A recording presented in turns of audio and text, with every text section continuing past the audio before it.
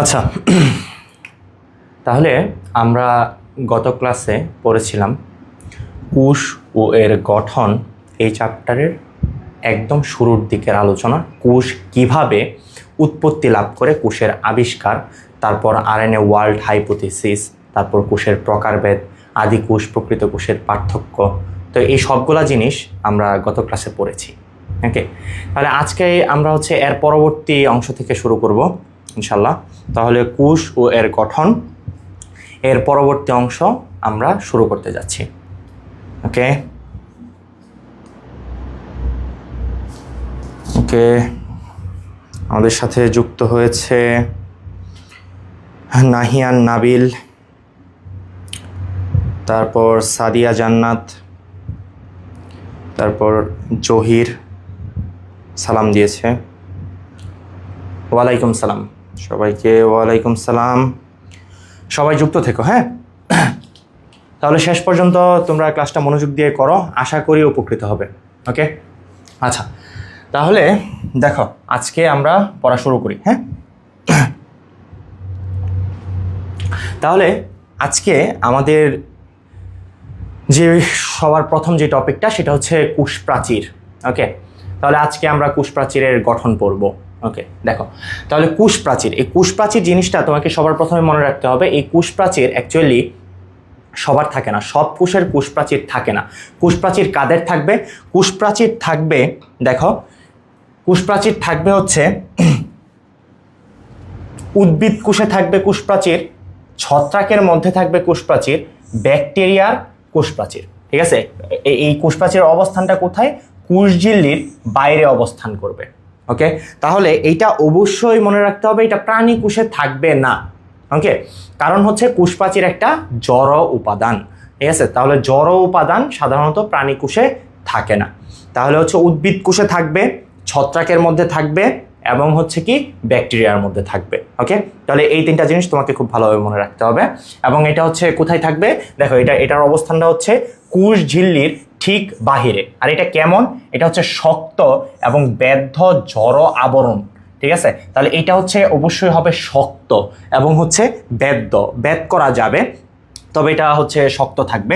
তাহলে এটা কি? এটা কোষকে নির্দিষ্ট আকার আকৃতি দান করে, সুরক্ষা দেয়, আভ্যন্তরীণ চাপ নিয়ন্ত্রণ করে।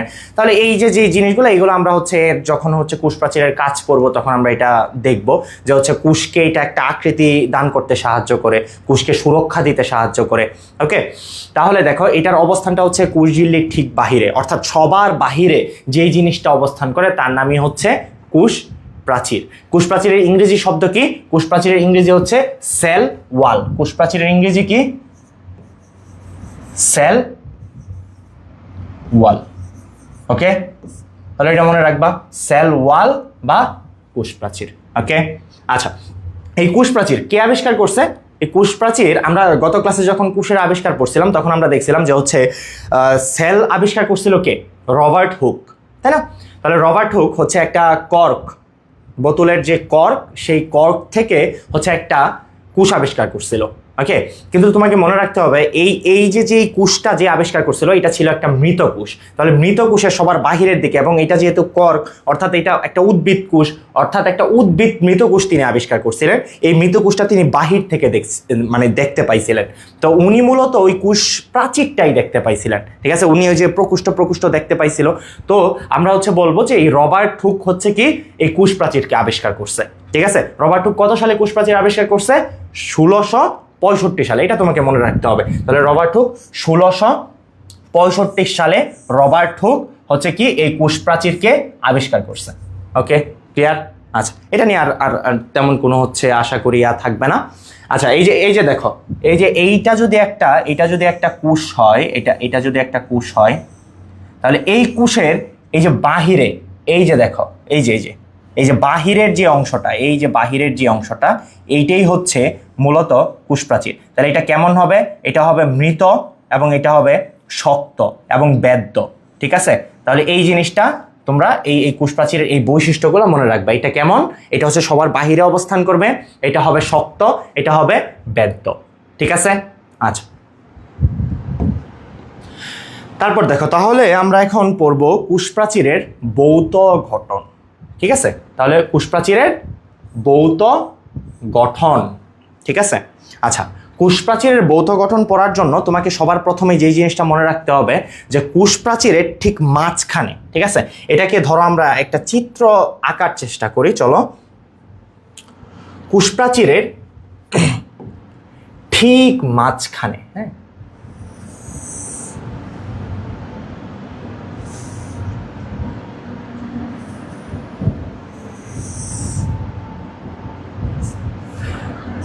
ধরো এই দিকে একটা কোষ আছে, ঠিক আছে, এই দিকে একটা কোষ আছে এবং এই দিকে আরেকটা কোষ আছে। ওকে, তাহলে এইটা একটা কোষ, এটা একটা কোষ। ওকে, তোমরা যখন হচ্ছে কোষ বিভাজন পড়ছো, তোমরা 9 10-এ সবাই কোষ বিভাজন চ্যাপ্টারটা পড়ে আসছো। কোষ বিভাজন চ্যাপ্টারে তোমরা যখন টেলোফেজ ধাপটা পড়ছো, অর্থাৎ মাইটোসিস বিভাজনের সর্বশেষ ধাপ টেলোফেজ ধাপ, সেই টেলোফেজ ধাপে লাস্টের দিকে তুমি পড়ছিলা এরকম যে হচ্ছে টেলোফেজ ধাপটাতে কি হয়, ধরো এটা হচ্ছে আমাদের টেলোফেজ ধাপ, এটাতে তুমি হচ্ছে এই যে এরকম পড়ছিলা,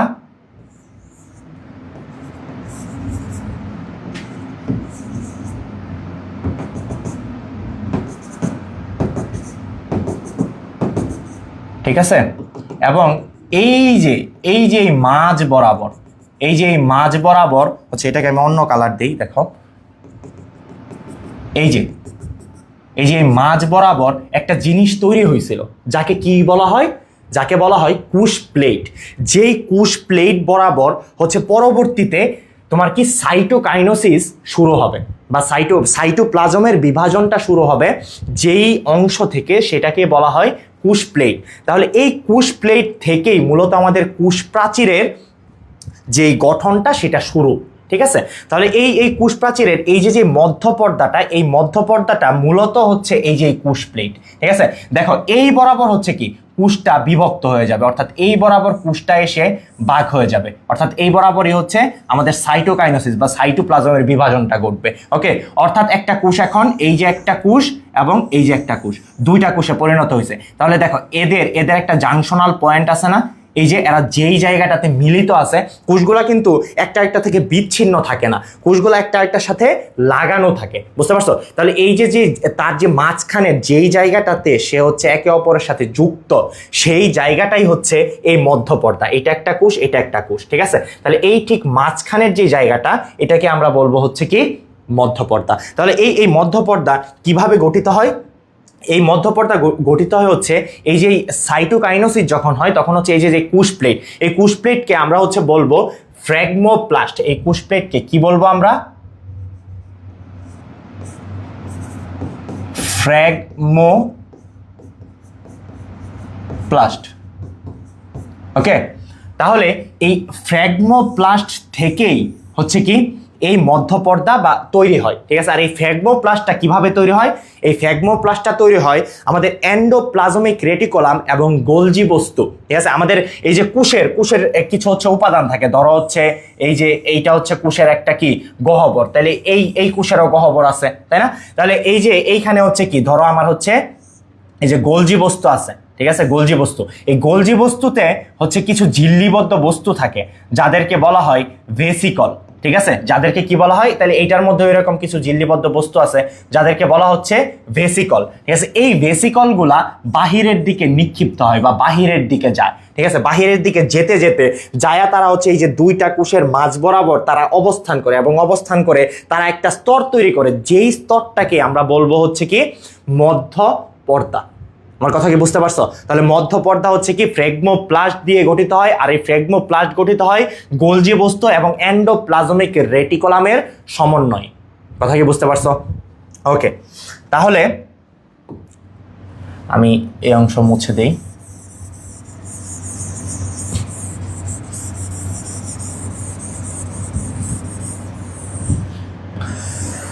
আচ্ছা, দেখো তারপরের আমাদের যে হচ্ছে মধ্যপর্দার পরে আমাদের ভৌত গঠনে যে জিনিসটা থাকবে তার নাম হইছে কি প্রাইমারি লেয়ার বা প্রাথমিক প্রাচীর। অর্থাৎ এইটার বাহিরে এই দিকে, এটাকে আমি অন্য কালার দিই তাহলে তোমাদের বুঝতে সুবিধা হবে। এটার বাহিরে এই দিকে এবং এই দিকে ওকে আরেকটা লেয়ার থাকে। ওকে, আর হচ্ছে এইটার ভেতরে তোমরা হচ্ছে একটু ডট ডট দিয়ে দিবা এটার ভেতরে।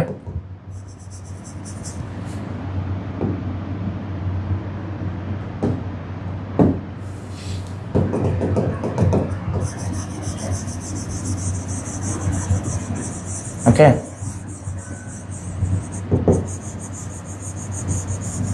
তাহলে এই এই জায়গাটুকু হচ্ছে মধ্যপর্দা। ওকে, মধ্যপর্দার বাহিরে দেখো কি আছে, মধ্যপর্দার বাহিরে আছে হচ্ছে প্রাথমিক প্রাচীর। ঠিক আছে, প্রাথমিক প্রাচীর, এবং বিশেষভাবে মনে রাখবা এই প্রাথমিক প্রাচীরটা এই যে মাঝ বরাবর, তার এই যে মাঝখান বরাবর হচ্ছে থাকবে না। ওকে, তাহলে প্রাথমিক প্রাচীরটা এই এই এবং এই, তাহলে এটার বাহিরে যে অংশটা আছে এটাকে বলা হচ্ছে প্রাথমিক প্রাচীর। ওকে, আচ্ছা, তারপরে এই প্রাথমিক প্রাচীরের বাহিরে আরো একটা লেয়ার থাকে তার, যেটাকে আমরা বলি হচ্ছে এই যে এটা এরকম থাকে,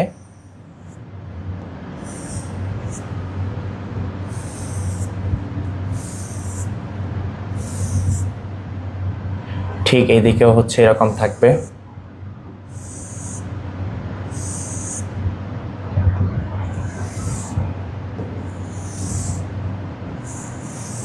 ওকে, তাহলে এই যে তোমার হচ্ছে নীল কালার, অর্থাৎ হচ্ছে আমাদের প্রাইমারি লেয়ারের বাহিরে আমাদের আরো একটা লেয়ার থাকে, যেই লেয়ারটাকে আমরা বলি হচ্ছে সেকেন্ডারি লেয়ার বা গৌণ প্রাচীর।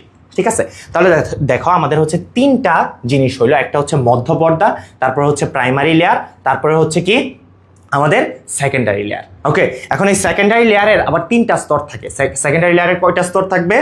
তিনটা স্তর থাকবে। ওকে, দেখো এটা হচ্ছে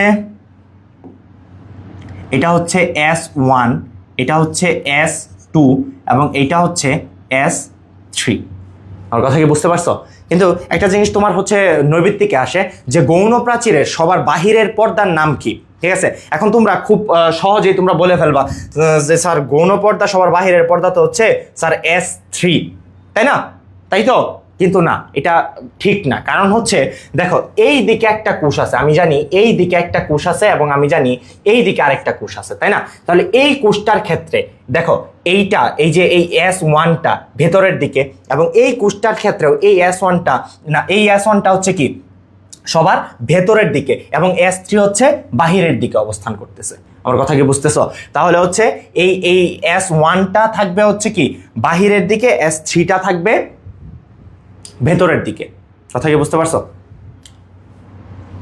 S3 দেখো আমি একটু আগে হচ্ছে মিস্টেক করছি, মানে উল্টা বলছি। দেখো ভালোভাবে বুঝো, S3টা এইটা ধরো একটা কোষ, ঠিক আছে, এইটা ধরো একটা কোষ, এইখানে S1 আছে, এইখানে S2 আছে, এইখানে S3 আছে। তাহলে এই S1টা কি বাহিরের দিকে, S2 হচ্ছে কি, S2 হচ্ছে আরেকটু ভিতরে, S3 হচ্ছে আরেকটু ভিতরে। ঠিক আছে, তাহলে এই S3টা হচ্ছে কি সবার ভেতরে এবং S1টা হচ্ছে সবার বাহিরে। আমার কথা কি বুঝতে পারছো? তাহলে এইখানে যদিও S1টা ভেতরে, কিন্তু S1 হচ্ছে সবার বাহিরে, কারণ মধ্যপর্দা হচ্ছে কোষের সবার বাহিরে। ঠিক আছে, সবার বাহিরে অবস্থান করে মধ্যপর্দা, তার ভেতরে দেখো এইটা হচ্ছে মানে তার এই কোষের আরেকটু ভেতরের দিক, এটা আরেকটু ভেতরের দিক। এই কোষের ক্ষেত্রে এটা হচ্ছে সবার বাহিরের দিক মধ্যপর্দা, তারপর প্রাথমিক প্রাচীর, তারপর গৌণ প্রাচীর। ঠিক আছে, তাহলে হচ্ছে মধ্যপর্দা হচ্ছে সবার বাহিরের দিক, তারপর হচ্ছে কি আমাদের হচ্ছে প্রাথমিক প্রাচীর, তারপর হচ্ছে গৌণ প্রাচীর। এবং গৌণ প্রাচীরের তিনটা স্তর হচ্ছে কি S1, S2, S3। এর মধ্যে S1 হচ্ছে কি সবার বাহিরের দিকে, S3 হচ্ছে সবার ভেতরের দিকে। আর কথা কি বুঝতে পারছো? ক্লিয়ার? ওকে, আচ্ছা, এখন দেখো তাহলে তোমাদের হচ্ছে এইটা হচ্ছে একটা প্রাইমারি আলোচনা। এখন দেখো, এখন হচ্ছে এই যে একটা জায়গা আছে, ঠিক আছে, এই যে একটা জায়গা, যেই জায়গাটাই এই জায়গাটাই দেখো এখানে হচ্ছে প্রাথমিক প্রাচীরও নাই, এখানে গৌণ প্রাচীরও নাই, এখানে আছে কি, এখানে শুধু আছে মধ্যপর্দা, তাই না? তাহলে এই যে এখানে একটা গর্ত তৈরি হয়েছে, তাই না, এখানে একটা গর্ত তৈরি হয়েছে, এই গর্তকে আমরা বলবো পিট। এই গর্তকে আমরা বলবো কি? পিট। ইংরেজিতে বললে আমরা পিট বলবো, আর বাংলায় বললে এইটাকে বলবো আমরা কূপ। ঠিক আছে, তাহলে এটাকে আমরা বলবো কূপ এলাকা বা কূপ, বা ওই উপরের এটাকে পিট বা ইংরেজিতে পিট বলবো। ঠিক আছে, ক্লিয়ার?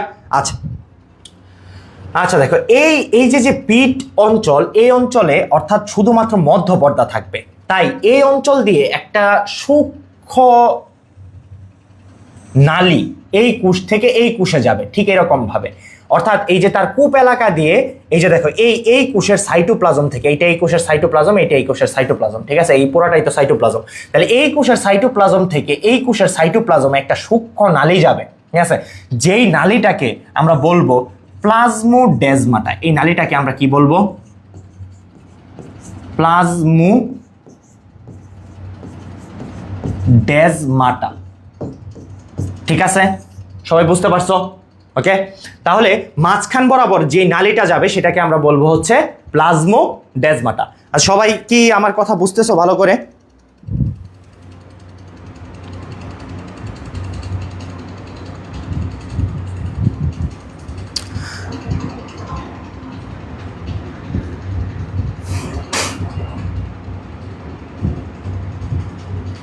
আচ্ছা, যারা হচ্ছে ক্লাস করতেছো, হ্যাঁ, আমাকে একটু জানাবা যে আমার কথা কি হচ্ছে ক্লিয়ার বুঝতেছো কিনা, ঠিক আছে, এবং হচ্ছে তোমাদের লেখা বুঝতে সমস্যা হচ্ছে কিনা তোমরা এটা একটু জানাবা কমেন্ট করে। ওকে, আচ্ছা, নাবিল যাই বাংলা পড়িগা।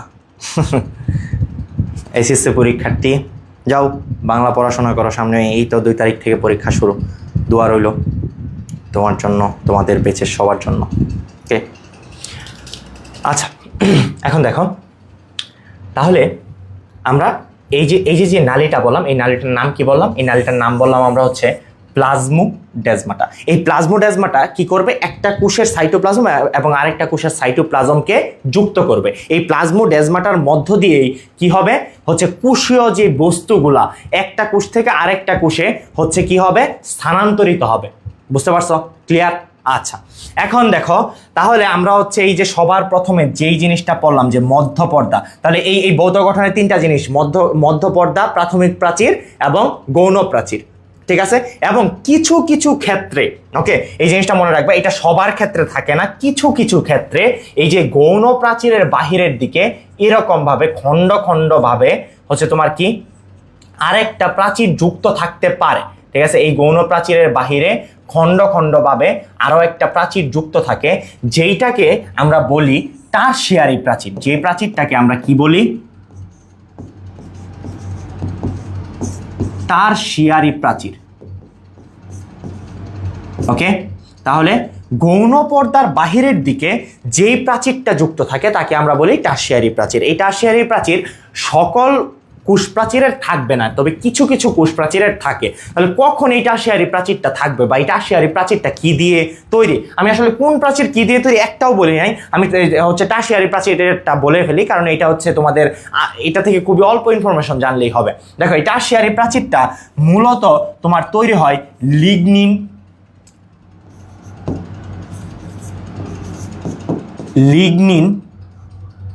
কিউটিন,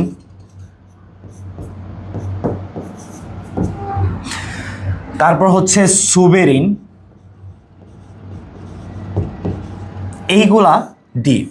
বুঝতে পারছো? তাহলে লিগনিন, কিউটিন, সুবেরিন, এই জিনিসগুলো হচ্ছে কোষ প্রাচীরের বাইরে এক্সট্রা ডিপোজিশন হিসাবে যুক্ত হয়। বুঝতে পারছো? এখন এই এক্সট্রা ডিপোজিশন কখন হবে কোষ প্রাচীরের বাইরে?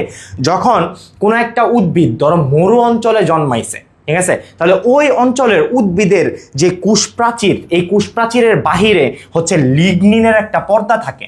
বুঝতে পারছো? আবার হচ্ছে ধরো যে একটা মানে যে অঞ্চলে পানির পরিমাণ কম, ঠিক আছে, সেইখানে লিগনিনের প্রাচীর থাকে, লিগনিন, কিউটিন এগুলা প্রাচীর থাকে। কেন থাকে? এক্সট্রা ডিপোজিশন হয় কোষ প্রাচীরের বাইরে। কেন হয়? কারণ হচ্ছে এই লিগনিনের প্রাচীর এই কোষ প্রাচীরটাকে, ওই যে আমি আগে বলছিলাম যে কোষ প্রাচীরটা হচ্ছে বেদ্য, এইটার এই বেদ্যতাকে কমিয়ে দেয়। বুঝতে পারছো? অর্থাৎ এটার ভেতর থেকে পানিকে বা কোনো বস্তুকে সাধারণত বাইরে যেতে দেয় না। বুঝতে পারছো? অর্থাৎ এই লিগনিনের প্রাচীরটা থাকলে পানি কম বের হয়। আমরা জানি বায়বীয় উদ্ভিদের বায়বীয় অঙ্গের সাহায্যে হচ্ছে কি পানিকে বাষ্পাকারে বের করে দেওয়ার প্রক্রিয়াকে আমরা কি বলি?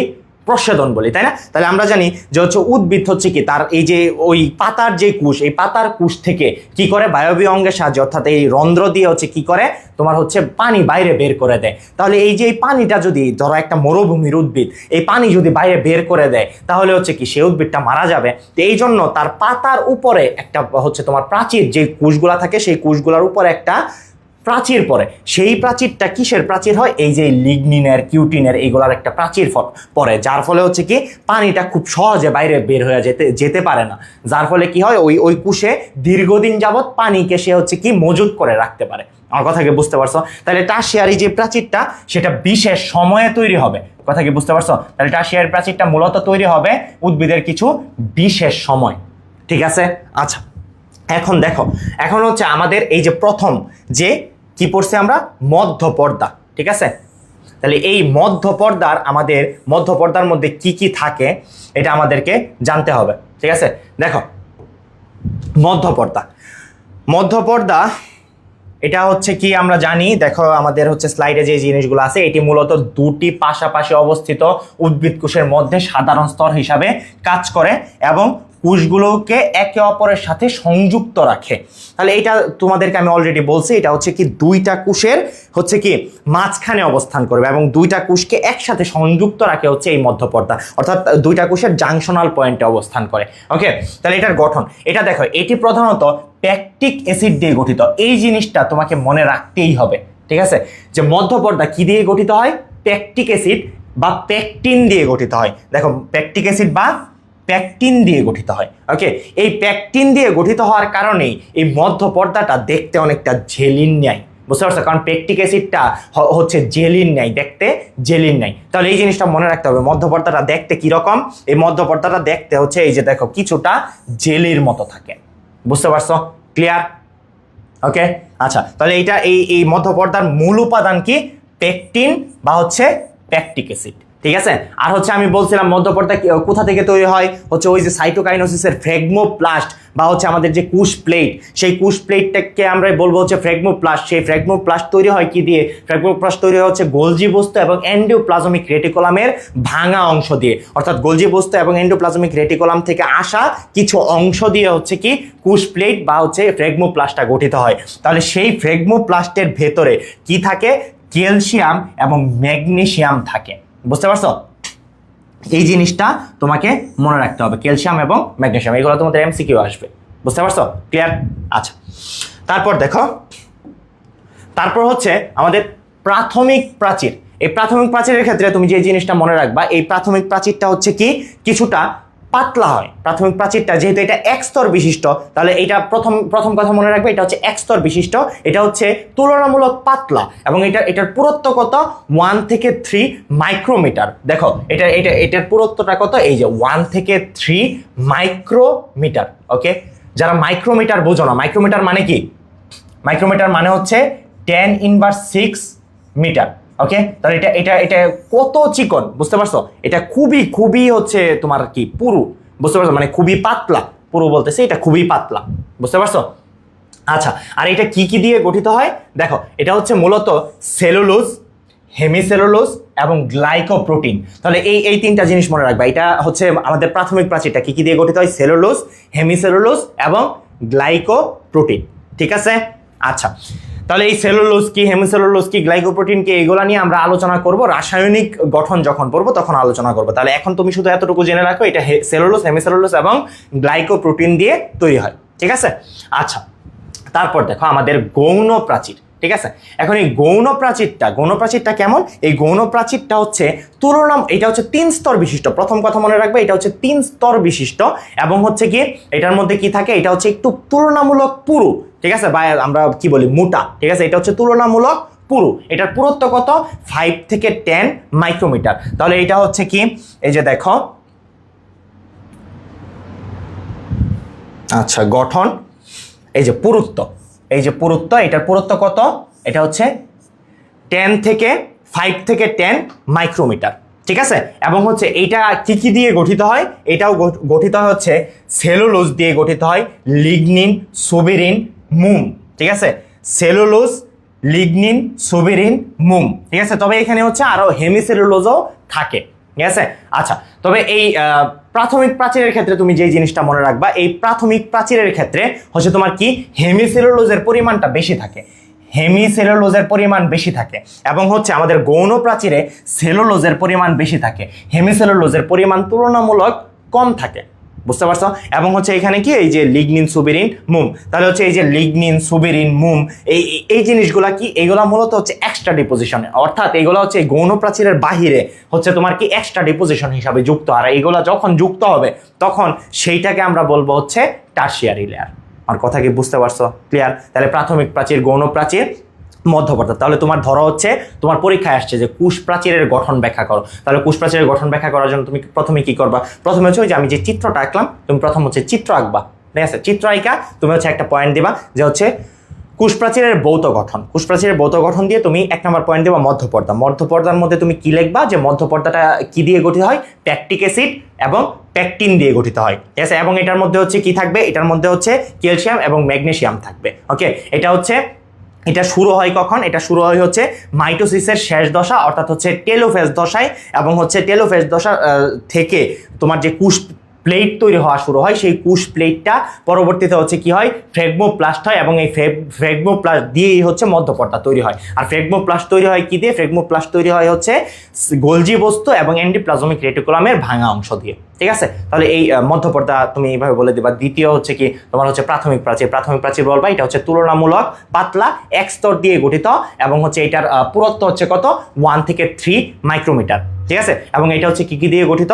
সেলুলোজ, হেমিসেলুলোজ, এবং হচ্ছে কি তোমার সেলুলোজ, হেমোসেলুলোজ এবং হচ্ছে গ্লাইকোপ্রোটিন দিয়ে তৈরি, ঠিক আছে? এবং হচ্ছে আমাদের হচ্ছে গৌণ প্রাচীর। গৌণ প্রাচীর কি? এটাতে বলবা তুমি এটা হচ্ছে 3 স্তর বিশিষ্ট, এটা তুলনামূলক পুরু, এবং হচ্ছে তুমি এটাতে কি বলবা? এটার হচ্ছে পুরুত্ব কত? 5 থেকে 10 মাইক্রোমিটার, এবং এটা কি দিয়ে গঠিত হয়? এটা হচ্ছে সেলুলোজ এবং হচ্ছে লিগনিন সুবেরিন মোম, এইগুলা দিয়ে গঠিত হয়। বুঝতে পারছো? ক্লিয়ার?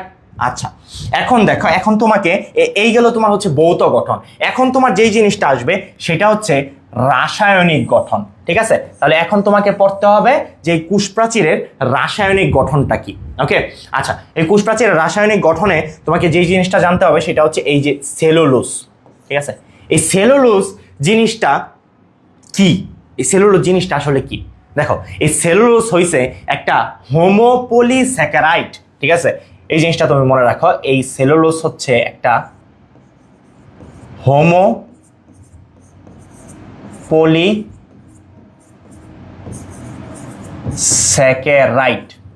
ঠিক আছে? এটা কি? একটা হোমোপলিস্যাকারাইড। এখন কথা হচ্ছে যে ভাই হোমোপলিস্যাকারাইড জিনিসটা কি, ঠিক আছে? হোমো, দেখো আমি এই ওয়ার্ডটাকে বিশ্লেষণ করি। বায়োলজিতে তুমি সবসময় মনে রাখবা টার্মিনোলজি, মানে এই যে এক একটা টার্ম আমরা ইউজ করি, এই টার্মিনোলজি যদি তুমি বায়োলজির বুঝে যাও, ঠিক আছে, তাহলে তোমার কাছে বায়োলজি জিনিসটা হচ্ছে পানির মতো।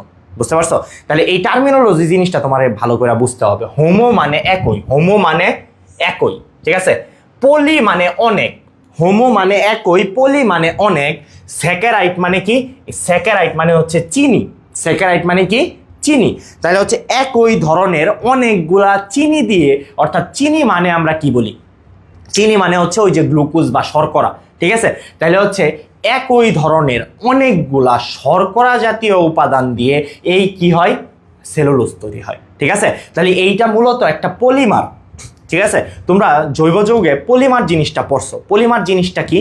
অনেকগুলা মনোমার যখন একসাথে যুক্ত হয়ে একটা বড় জিনিস গঠন করে তাকে আমরা বলি কি? তাকে আমরা বলি পলিমার। ধরো যদি আমি তোমাকে একদম বাস্তব ভিত্তিক একটা উদাহরণ দেওয়ার চেষ্টা করি, তাহলে হচ্ছে ধরো একটা বিল্ডিং। এই বিল্ডিং তৈরি হয় কি দিয়ে? ইট দিয়ে তৈরি হয়, তাই না? এখানে অসংখ্য ইট ব্যবহৃত হয়। এই যে প্রত্যেকটা ইট, এই বিল্ডিং এর যে প্রত্যেকটা ইট, এই প্রত্যেকটা ইট হচ্ছে এক একটা মনোমার, ঠিক আছে?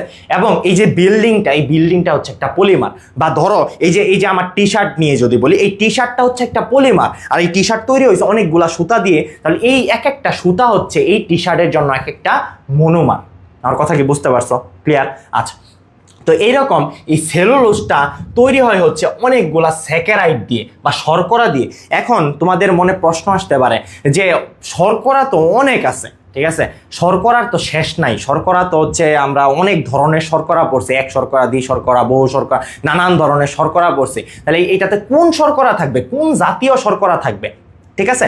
আচ্ছা, তাহলে এই জিনিসটা আমি ক্লিয়ার করি। তাহলে এইটার যে মনোস্যাকারাইড, ঠিক আছে, আমি এইটার যে হচ্ছে মনোমার, ঠিক আছে, মনোস্যাকারাইড না মনোমার, অর্থাৎ এইটা তো আমি বললাম একটা পলিমার। তাহলে এই সেলুলোজ নামক পলিমারটা যেই মনোমার দিয়ে গঠিত হয়, বা এইটার যে বিল্ডিং ব্লকসটা, ঠিক আছে, যে প্রত্যেকটা উপাদান, যে কি উপাদান দিয়ে এটা তৈরি হয়, সেটা হচ্ছে কি? বিটা ডি গ্লুকোজ, এটা তোমাকে মনে রাখতে হবে, এটা হচ্ছে বিটা ডি গ্লুকোজ। তাহলে বিটা ডি গ্লুকোজ দিয়ে অসংখ্য বিটা ডি গ্লুকোজ দিয়ে হচ্ছে কি তৈরি হয়, এই সেলুলোজ তৈরি হয়। আমার কথা কি বুঝতে পারছো? ক্লিয়ার? আচ্ছা, এখন দেখো হেমিসেলুলোজ। এই হেমিসেলুলোজ জিনিসটা কি? আচ্ছা, এই হেমিসেলুলোজ জিনিসটা হচ্ছে হেটারোপলিস্যাকারাইড। ঠিক আছে, হেমিসেলুলোজ জিনিসটা কি? হেমিসেলুলোজ হচ্ছে একটা হেটারোপলিস্যাকারাইড। এটা কি ছিল? হোমোপলিস্যাকারাইড। আর এটা হচ্ছে একটা হেটারোপলিস্যাকারাইড। ঠিক আছে, এখন কথা হচ্ছে ভাই এই যে এই হেটারো মানে কি? হেটারো মানে ভিন্ন। হেটারো মানে কি? ভিন্ন। তাহলে পলি মানে অনেক, স্যাকারাইড মানে চিনি। তাহলে ভিন্ন ভিন্ন হচ্ছে শর্করা জাতীয় উপাদান দিয়ে, এইখানে কি শুধুমাত্র বিটা ডি গ্লুকোজ দিয়ে তৈরি হয়েছিল সেলুলোজ, কিন্তু এটা হচ্ছে ভিন্ন ভিন্ন, মানে বেশ কয়েক ধরনের হচ্ছে তোমার কি শর্করা জাতীয় উপাদান একসাথে যুক্ত হয়ে হচ্ছে কি তৈরি হবে? হেমিসেলুলোজ তৈরি হবে। কথা কি বুঝতে পারছো? তাহলে এই যে ভিন্ন ভিন্ন যেই আমাদের হচ্ছে শর্করাগুলা, এগুলোর নাম আমাদের জানতে হবে। তাহলে এই হেটারোপলিস্যাকারাইডের ক্ষেত্রে মনোমার কি কি? দেখো, জাইলোজ প্লাস ম্যানোস প্লাস হচ্ছে অ্যারাবিনোস। ঠিক আছে, বুঝতে পারছো? তাহলে হচ্ছে এইটা যেরকম হচ্ছে বিটা ডি গ্লুকোজ দিয়ে তৈরি হয়, এটার ক্ষেত্রে মনোমার একটা, এই জন্য আমরা বলতেছি এটা এক ধরনের শর্করা দিয়ে তৈরি হয়। তো এই জন্য এটাকে বলা হচ্ছে হোমোপলিস্যাকারাইড। আর এটা হচ্ছে ভিন্ন ভিন্ন ধরনের অনেকগুলা হচ্ছে কি স্যাকারাইড দিয়ে এই হেমিসেলুলোজ তৈরি হয়। তো ভিন্ন ভিন্ন এই জিনিসগুলা কি? জাইলোজ, ম্যানোস, অ্যারাবিনোস। এই যে হচ্ছে স্যাকারাইডগুলো, এই স্যাকারাইড দিয়ে হচ্ছে কি তৈরি হবে? হেমিসেলুলোজ তৈরি হবে। আমার কথা কি ক্লিয়ার? বুঝতে পারছো? আচ্ছা, এই জিনিসটা সবাই কি বুঝছো? আমাকে একটু কষ্ট করে বলো, এই জিনিসটা সবাই কি বুঝছো? যদি না বুঝে থাকো তাহলে আমাকে বলো।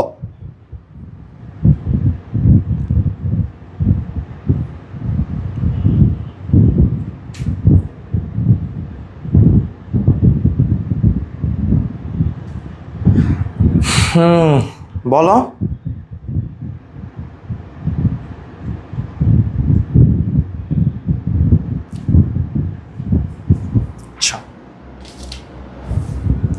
আচ্ছা দেখো, তারপরে কি আছে?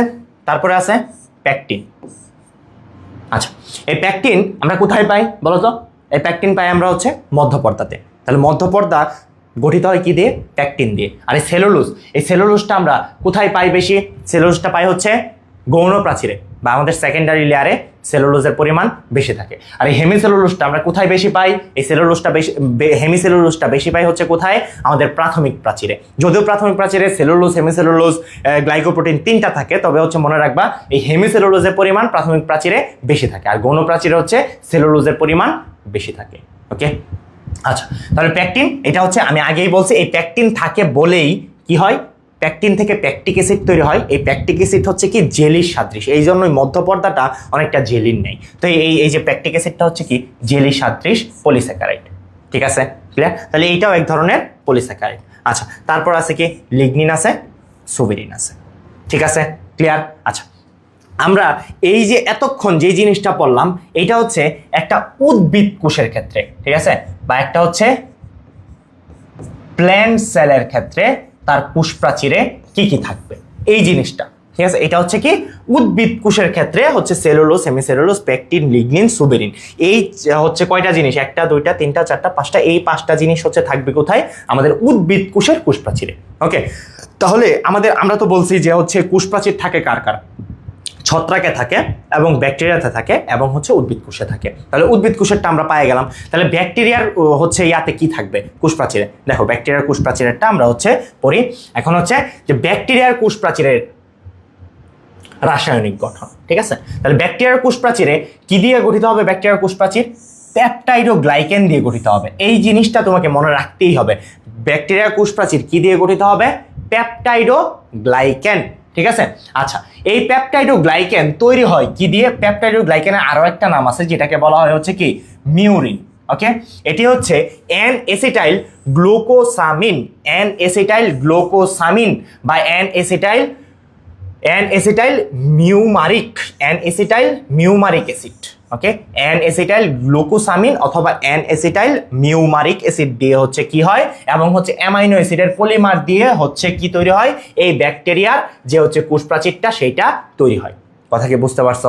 ওকে, আচ্ছা, এইটার যে পুরুত্বটা, ঠিক আছে, পেপটাইড ও গ্লাইকেনের স্তরের যে পুরুত্বটা এটা ভিন্ন ভিন্ন হয়। এই জন্য হচ্ছে আমরা হচ্ছে প্রাইমারি এবং সেকেন্ডারি কোষপ্রাচীরের যে পুরুত্বটা মানে আমরা এক্সাক্ট করে বলে দিয়েছিলাম যে প্রাইমারি কোষপ্রাচীর 1 থেকে 3 মাইক্রোমিটার, সেকেন্ডারি কোষপ্রাচীর 5 থেকে 10 মাইক্রোমিটার, সেটা আমরা এই ব্যাকটেরিয়ার কোষপ্রাচীরের ক্ষেত্রে বলতে পারতেছি না। ঠিক আছে, মানে উদ্ভিদ কোষের কোষপ্রাচীরের পুরুত্বটা বলা যায়, কিন্তু এটাটা হচ্ছে এক এক রকম হয়। ঠিক আছে, এর পুরুত্বটা ভিন্ন ভিন্ন রকম হয়। ওকে, আচ্ছা, তাহলে হচ্ছে তোমরা হচ্ছে এই যে N acetyl glucosamine, N acetyl muramic acid, এটা তুমি মনে রাখতে পারো আর না পারো, তোমাকে একটা জিনিস মনে রাখতে হবে, সেটা হচ্ছে ব্যাকটেরিয়ার কোষপ্রাচীর তৈরি হয় পেপটাইড ও গ্লাইকেন দিয়ে। এটা তোমার এমসিকিউ আসবেই। ঠিক আছে, আচ্ছা, তারপরে হচ্ছে কি ছত্রাক, এই ছত্রাকের কোষপ্রাচীর। ঠিক আছে, এখন তুমি এইটাতে আরো একটা জিনিস মনে রাখবা, এটা হচ্ছে ফানজাই। ছত্রাক কোন কোন বর্গের অন্তর্ভুক্ত? এটা হচ্ছে ফানজাই। ঠিক আছে, এক ধরনের ফানজাই। ঠিক আছে, তাহলে মনে রাখবা যে ফানজাই যারা বা ছত্রাক, ঠিক আছে, তাদের ক্ষেত্রে কোষপ্রাচীরটা তৈরি হয় হচ্ছে কাইটিন দিয়ে। তাদের ক্ষেত্রে কোষপ্রাচীর তৈরি হয় কি দিয়ে? কাইটিন দিয়ে। ঠিক আছে, আর হচ্ছে এই যে ব্যাকটেরিয়ার কোষপ্রাচীর, এটা তোমার কাছে ব্যাকটেরিয়ার কোষপ্রাচীরও চাইতে পারে, অথবা তোমাকে বলতে পারে যে হচ্ছে আদিকোষী জীবের কোষপ্রাচীর, আদিকোষী জীবের কোষপ্রাচীর। আর বিশেষভাবে মনে রাখতে হবে এই ছত্রাক বা ফানজাই এরা কিন্তু আদিকোষী না, এরাও কিন্তু এক ধরনের ইউক্যারিওটিক সেল। ঠিক আছে, আর এরা কি, এরা হচ্ছে মূলত এক ধরনের প্রোক্যারিওটিক সেল। ঠিক আছে, তাহলে এই প্রোক্যারিওটিক সেলের যে কোষপ্রাচীরটা সেটা কি দিয়ে তৈরি হয়? পেপটাইড ও গ্লাইকেন দিয়ে তৈরি হয়। আর হচ্ছে এই যে ছত্রাক বা ফানজাই, এদের ক্ষেত্রে কোষপ্রাচীর তৈরি হয় কি দিয়ে? কাইটিন দিয়ে তৈরি হয়। ঠিক আছে, এবং এই কাইটিন তৈরি হয় কি দিয়ে? তাহলে কাইটিনটা হচ্ছে এক ধরনের পলিস্যাকারাইড। এই কাইটিনটাও কি এক ধরনের পলিস্যাকারাইড? ওকে, তাহলে এইটাও যেহেতু পলিস্যাকারাইড, তাহলে এইটারও অবশ্যই কি আছে? এটারও অবশ্যই মনোমার আছে। তাহলে এইটাও এক ধরনের পলিমার। তাহলে এইটার মনোমার কি? অর্থাৎ এই পলিস্যাকারাইডটা কি দিয়ে তৈরি হয়? এই পলিস্যাকারাইডটা তৈরি হয় অ্যান এসিটাইল গ্লুকোসামিন দিয়ে, অ্যান এসিটাইল গ্লুকোসামিন। ঠিক আছে, তাহলে এই জিনিসটা মনে রাখবা। ঠিক আছে, যে এটা একটা পলিস্যাকারাইড, এই পলিস্যাকারাইডটা কি দিয়ে তৈরি হয়? অ্যান এসিটাইল গ্লুকোসামিন দিয়ে তৈরি হয়। ঠিক আছে, ক্লিয়ার? আচ্ছা, তাহলে এটার রাসায়নিক গঠন, আমরা কোষপ্রাচীরের রাসায়নিক গঠন বুঝতে পারলাম। ওকে, আচ্ছা, এখন দেখো যেই জিনিসটা তোমার পরীক্ষায় অনেক অনেক অনেক বেশি আসে, সেটা হচ্ছে কোষপ্রাচীরের সূক্ষ্ম গঠন। ঠিক আছে, কোষপ্রাচীরের সূক্ষ্ম গঠন, এটাকে চলো আমরা হচ্ছে একটা পেজ নিই। আচ্ছা, দেখো আমরা বলছিলাম একটা সেলুলোজ, মনে আছে কথাটা?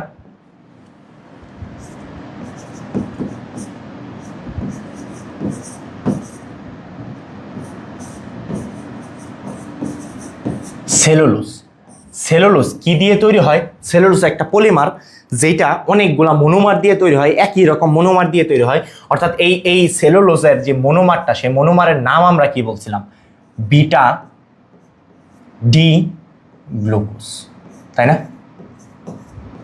Beta D glucose. এখন এখানে কতগুলা বিটা ডি গ্লুকোজ একসাথে যুক্ত হবে? দেখো, 1000 থেকে 3000, 1000 থেকে 3000 বিটা ডি গ্লুকোজ একসাথে যুক্ত হয়ে একটা জিনিস তৈরি করবে। অর্থাৎ হচ্ছে এখানে লিখে রাখো 1000 থেকে 3000 বিটা ডি গ্লুকোজ একসাথে হয়ে তৈরি করবে হচ্ছে সেলুলোজিক চেইন। ঠিক আছে, সেলুলোজিক চেইন। ঠিক আছে, একটা সেলুলোজিক চেইন তৈরি করবে। ওকে, তাহলে দেখো এই সেলুলোজিক চেইনটা এরকম হচ্ছে কি, 100টা সেলুলোজিক চেইন একসাথে হয়ে তৈরি করবে হচ্ছে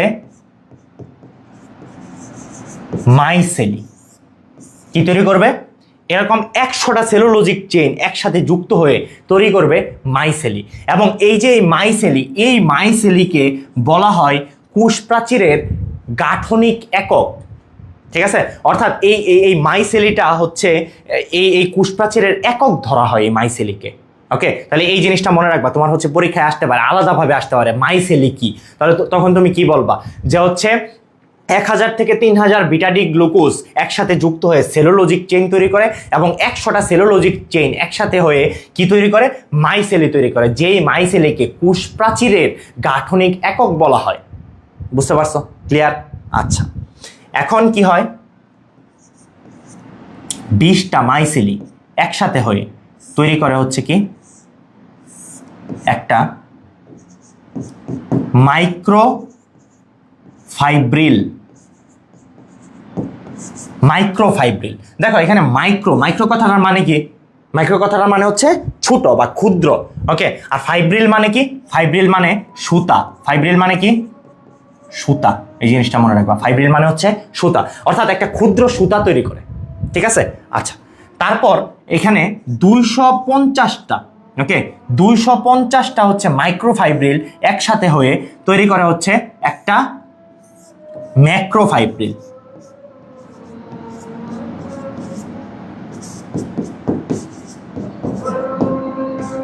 ম্যাক্রোফাইব্রিল। এখন ম্যাক্রো মানে কি, বড়, ফাইব্রিল মানে কি, সুতা।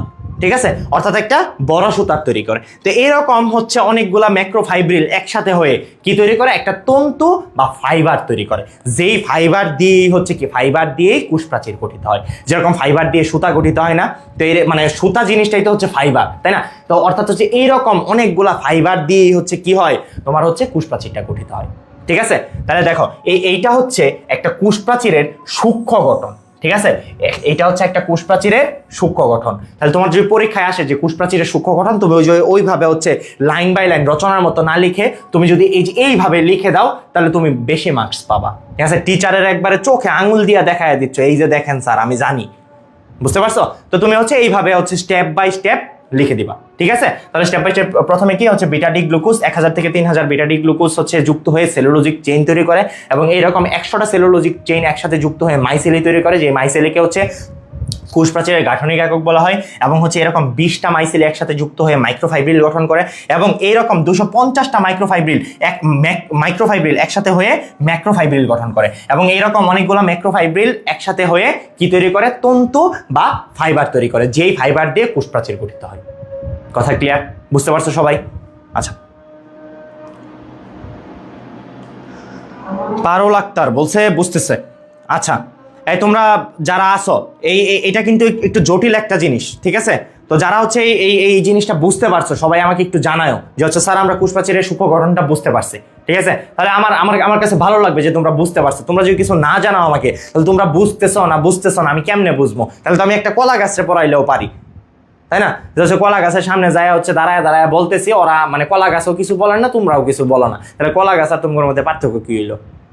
একটু জানাবা আমাকে যে হচ্ছে এটা বুঝতেছি বা বুঝতেছি না। ঠিক আছে, তাহলে আমার জন্য একটু বেটার হবে যে হ্যাঁ আমার স্টুডেন্টরা বুঝতেছে। আচ্ছা,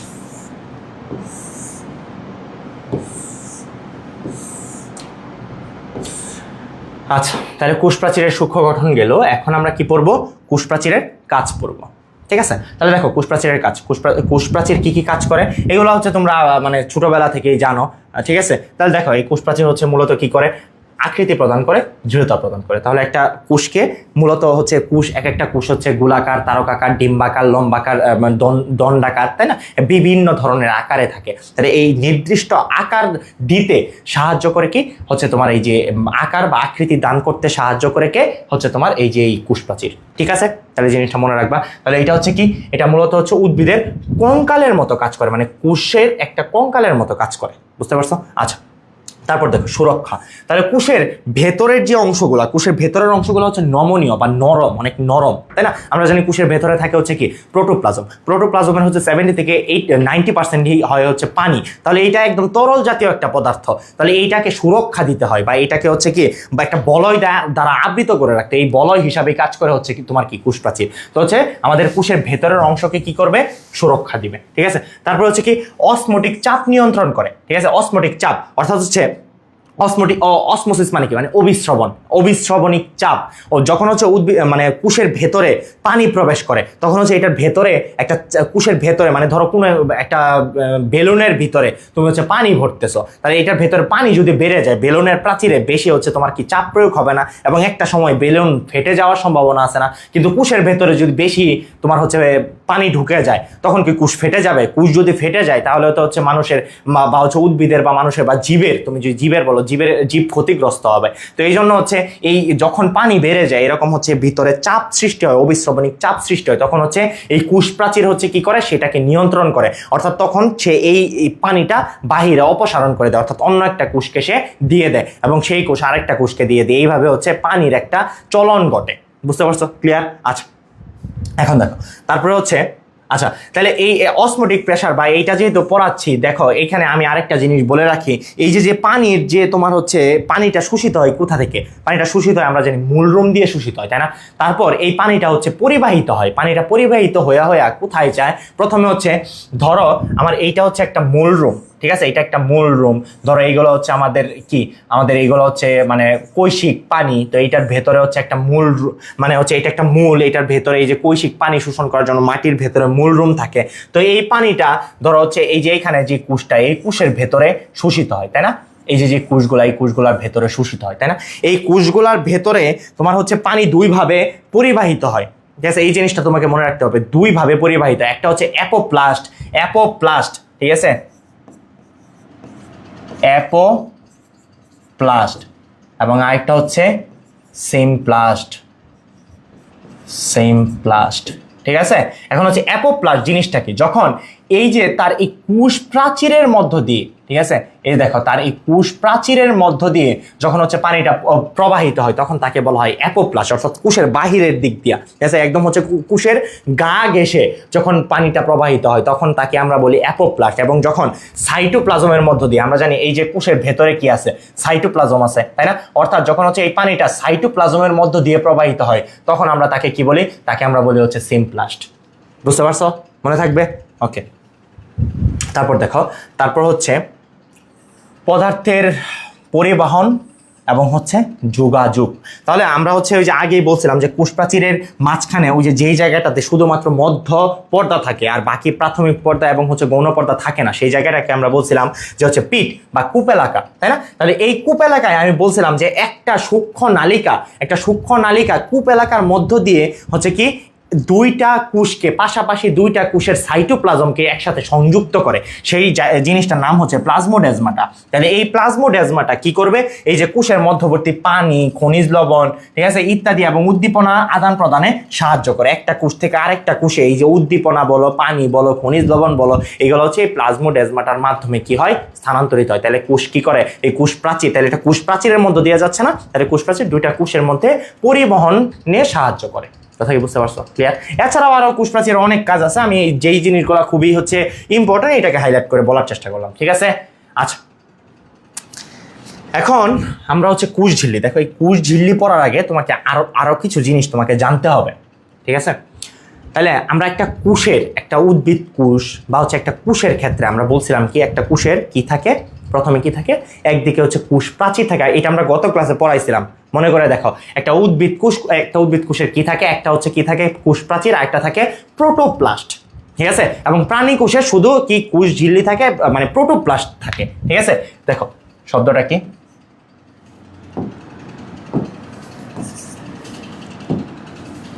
শব্দটা হচ্ছে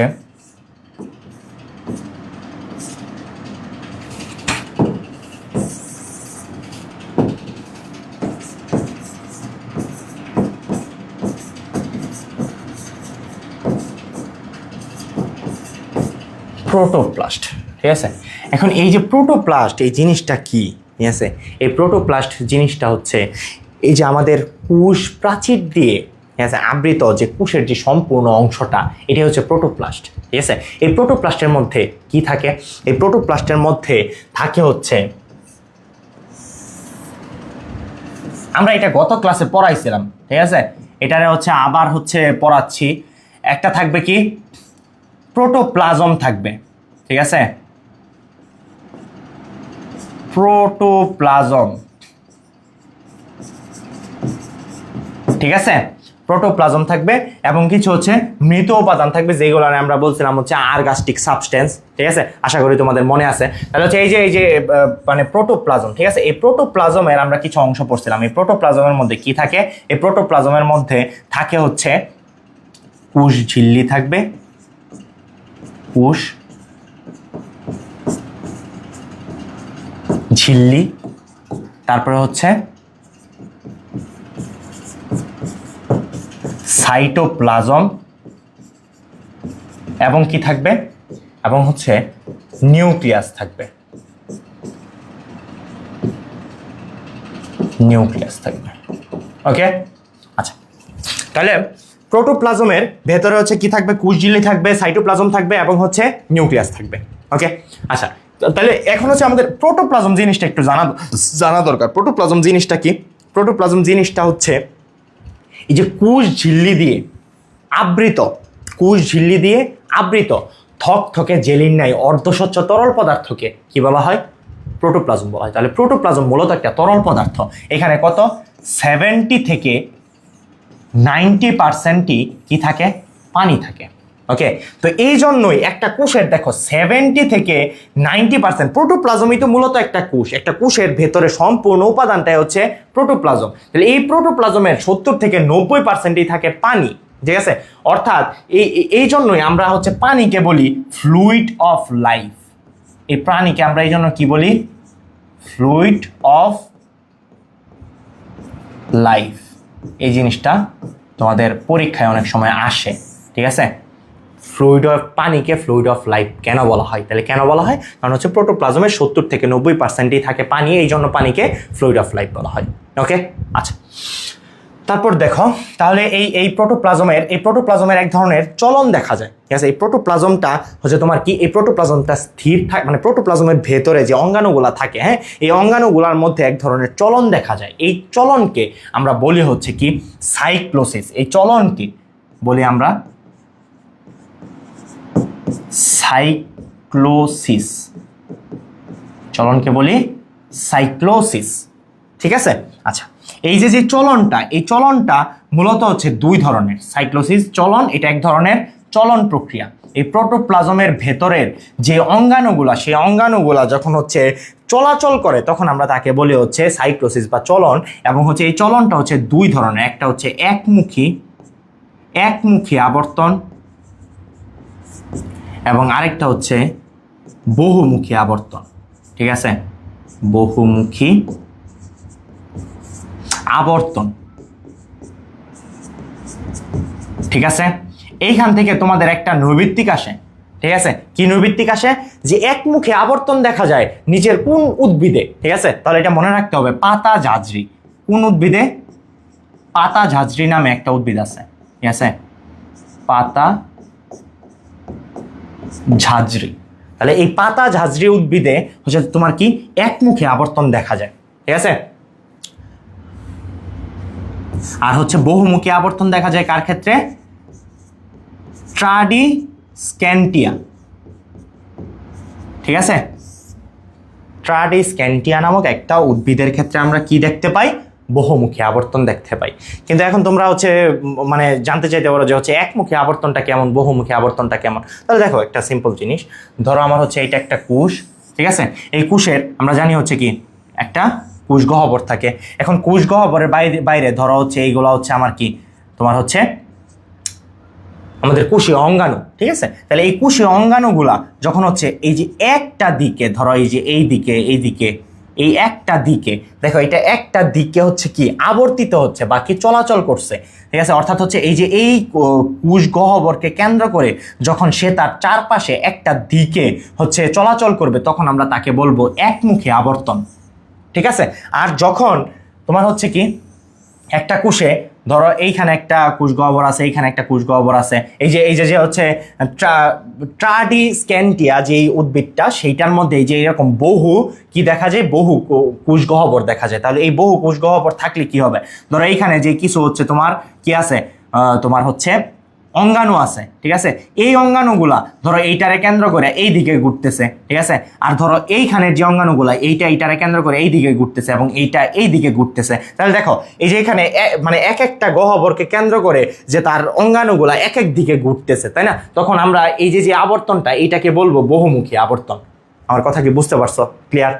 আচ্ছা, তাহলে দেখো আমরা হচ্ছে এখন আমাদের হচ্ছে এই যে প্রোটোপ্লাস্টের যে প্রোটোপ্লাজম, এই প্রোটোপ্লাজমের যে হচ্ছে কোষঝিল্লি অংশটা আছে, এই কোষঝিল্লি অংশটা পড়া শুরু করব, ঠিক আছে? আচ্ছা, তাহলে চলো এই কোষঝিল্লিটা পড়া শুরু করি। আচ্ছা, এই কোষঝিল্লি পড়া শুরুতে তোমাকে হচ্ছে আর কিছু জিনিস জানতে হবে। সেটা হচ্ছে দেখো, ধরো আমার এইটা হচ্ছে একটা কোষ, ঠিক আছে, এটা একটা কোষ। এই কোষের এই যে বাহিরের দিকে, হ্যাঁ, বাহিরের দিকে কখনো কখনো তার কোষ ঝিল্লিগুলা এরকম প্রক্ষেপিত থাকে, ঠিক আছে, মানে বাহিরের দিকে এরকম এবড়ো থেবড়ো থাকে, উঁচু নিচু থাকে, ঠিক আছে। এটা মূলত কোথায় থাকে? অন্ত্র, আমাদের অন্ত্র আছে না, মানে পেটের ভিতরের যে ক্ষুদ্রান্ত বৃহদান্ত পড়ছো তোমরা, এই যে অন্ত্রের কোষগুলা থাকে, কোষ ঝিল্লি, ঠিক আছে, এই অন্ত্রের কোষ ঝিল্লির যে বাহিরে, ঠিক আছে, এই বাহিরের দিকে কিছু এরকম প্রক্ষেপিত অংশ থাকে যেগুলোকে বলা হয় মাইক্রোভিলাই। যেগুলোকে কি বলা হয়? মাইক্রোভিলাই, ঠিক আছে। এবং এই মাইক্রোভিলাইগুলা তোমাকে বিশেষভাবে মনে রাখতে হবে, এই মাইক্রোভিলাইগুলা কি খাদ্য শোষণে সাহায্য করে, ঠিক আছে। তাহলে খাদ্য শোষণে সাহায্য করে মাইক্রোভিলাইগুলা কি অন্ত্রের আবরণী যেই কোষ বা কোষ ঝিল্লির বাহিরে এরকম প্রক্ষেপিত থাকে, ঠিক আছে। এবং তোমাকে আরো কিছু জিনিস মনে রাখতে হবে, সেটা হচ্ছে এই যে দেখো, এই যে এটা হচ্ছে কি কোষ, একটা কোষের ভেতরের দিকের যে কোষ ঝিল্লি, এটা এটা এটা পুরোটা একটা কোষঝিল্লি, ঠিক আছে। তো এই কোষঝিল্লির এই যে ভেতরের দিকে কখনো কখনো এরকম কিছু গর্ত দেখা যায়, ঠিক আছে। এই গর্তগুলাতে কি হয়? এই গর্তগুলাতে এই কোষঝিল্লিটা হচ্ছে পানি বা তরল পদার্থ, যে কোনো তরল পদার্থ, এই তরল পদার্থকে একটা হচ্ছে থলে দিয়ে আবৃত করে ফেলে, ঠিক আছে। তখন এই যে অংশটা, এই অংশটাকে বলা হয় পিনোসাইটিক ভেসিকল বা পিনোসাইটিক ফুসকা, ঠিক আছে। পিনোসাইটিক ভেসিকল, ভেসিকল মানে ঝিল্লিবদ্ধ বস্তু, বুঝতে পারছো? ভেসিকল মানে কি? ঝিল্লিবদ্ধ বস্তু, ঠিক আছে। তাহলে যখন হচ্ছে এই যে এরকম এই কোষ ঝিল্লিটা তরল পদার্থকে ঝিল্লি দ্বারা আবৃত করে ফেলে, তখন হচ্ছে এইখানে হচ্ছে ভেতরের দিকে এরকম একটা অংশ তৈরি হয়, যেটারে বলা হয় পিনোসাইটিক ভেসিকল বা পিনোসাইটিক ফুসকা, ঠিক আছে।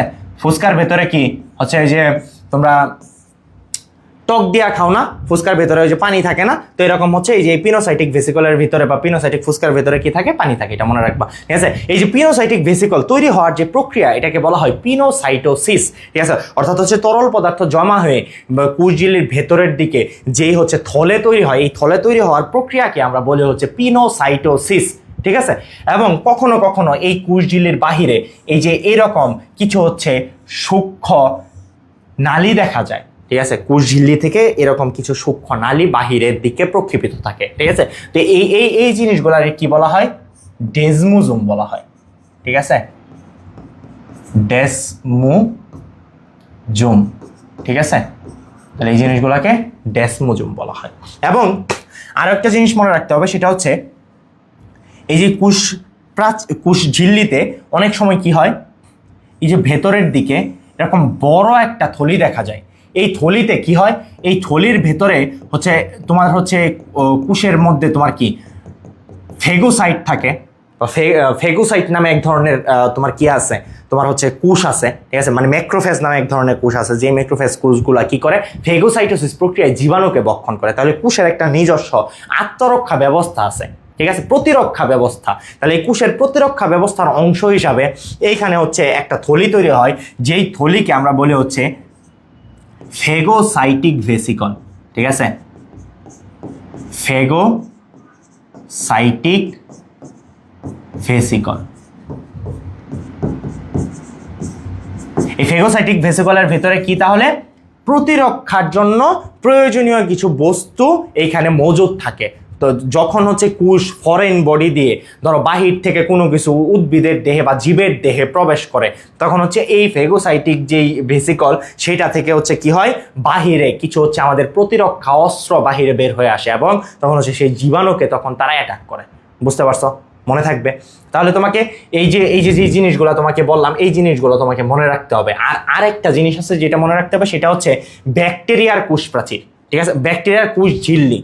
ব্যাকটেরিয়ার কোষ ঝিল্লির ভেতরে, ঠিক আছে, আমরা হচ্ছে একটা আদর্শ ব্যাকটেরিয়ার গঠন জানি এরকম। ঠিক আছে, একটা আদর্শ ব্যাকটেরিয়ার গঠন হচ্ছে এরকম, এবং এইটার হচ্ছে এই যে ভেতরের দিকে এরকম হচ্ছে একটা খাঁজ বা ভাঁজ দেখা যায়। ঠিক আছে, ব্যাকটেরিয়ার কোষ ঝিল্লিতে যেই খাঁজ বা ভাঁজ দেখা যায়, সেই খাঁজ বা ভাঁজকে আমরা বলি হচ্ছে মেসোজোম।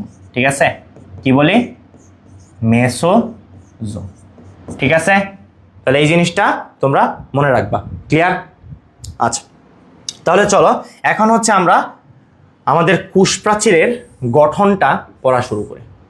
ওকে, না কোষ প্রাচীর না, সরি, কোষ ঝিল্লি। আচ্ছা, দেখো এখন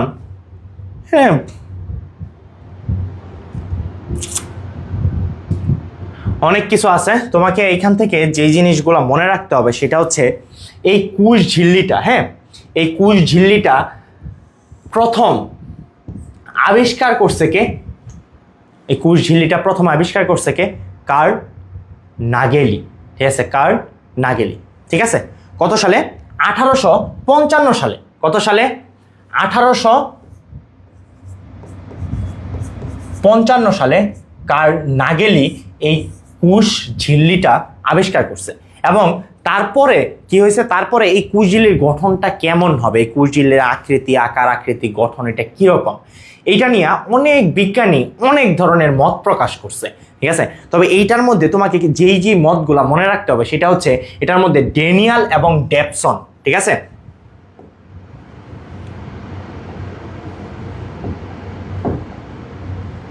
আচ্ছা দেখো এখানে কি আছে? আচ্ছা দেখো, আমি লিখে দিই ওদেরকে, আমি একটু লিখে দিই। আচ্ছা,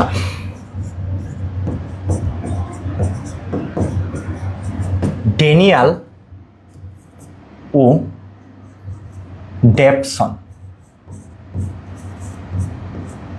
ডেপসন নামক দুজন বিজ্ঞানী কত 1935 সালে, ঠিক আছে, এটা আবিষ্কার হয়েছে কত সালে?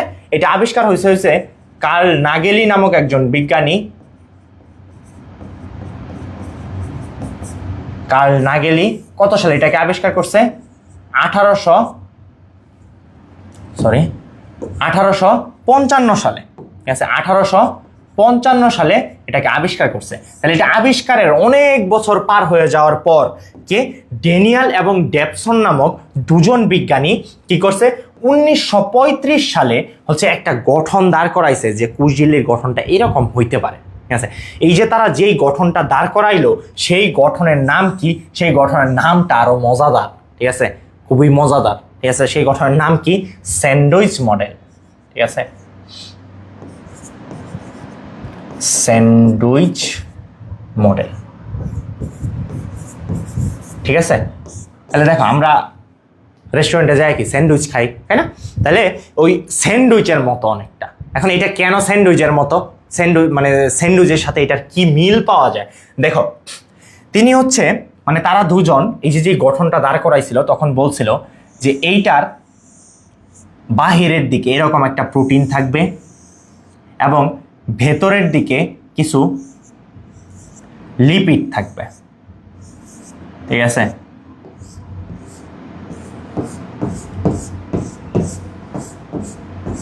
এই দেখো এই জিনিসটা দেখতে অনেকটা কিরকম স্যান্ডউইচের মতো না?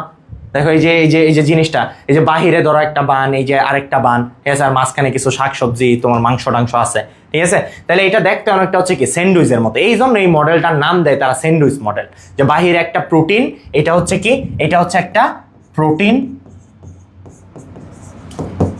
এটা আর একটা প্রোটিন, এবং এই যে মাঝখানের এতটুকু এটুকু হচ্ছে কি লিপিড। ঠিক আছে, তাহলে এইটা তার একটা প্রাথমিক একটা গঠন তারা দাঁড় করায়। কিন্তু পরবর্তীতে আরো অনেক বিজ্ঞানী মানে হচ্ছে যুগে যুগে কালে কালে অনেক বিজ্ঞানী এটার আরো অনেক গঠন দাঁড় করাইছে, ঠিক আছে। যেরকম হচ্ছে 1966 সালে, কত 1966 সালে একজন বিজ্ঞানী যার নাম হয়েছে বেনসন, ঠিক আছে, তিনি আবিষ্কার করছে বেনসনস মডেল, ঠিক আছে, বেনসনস মডেল, ঠিক আছে, মনে থাকবে।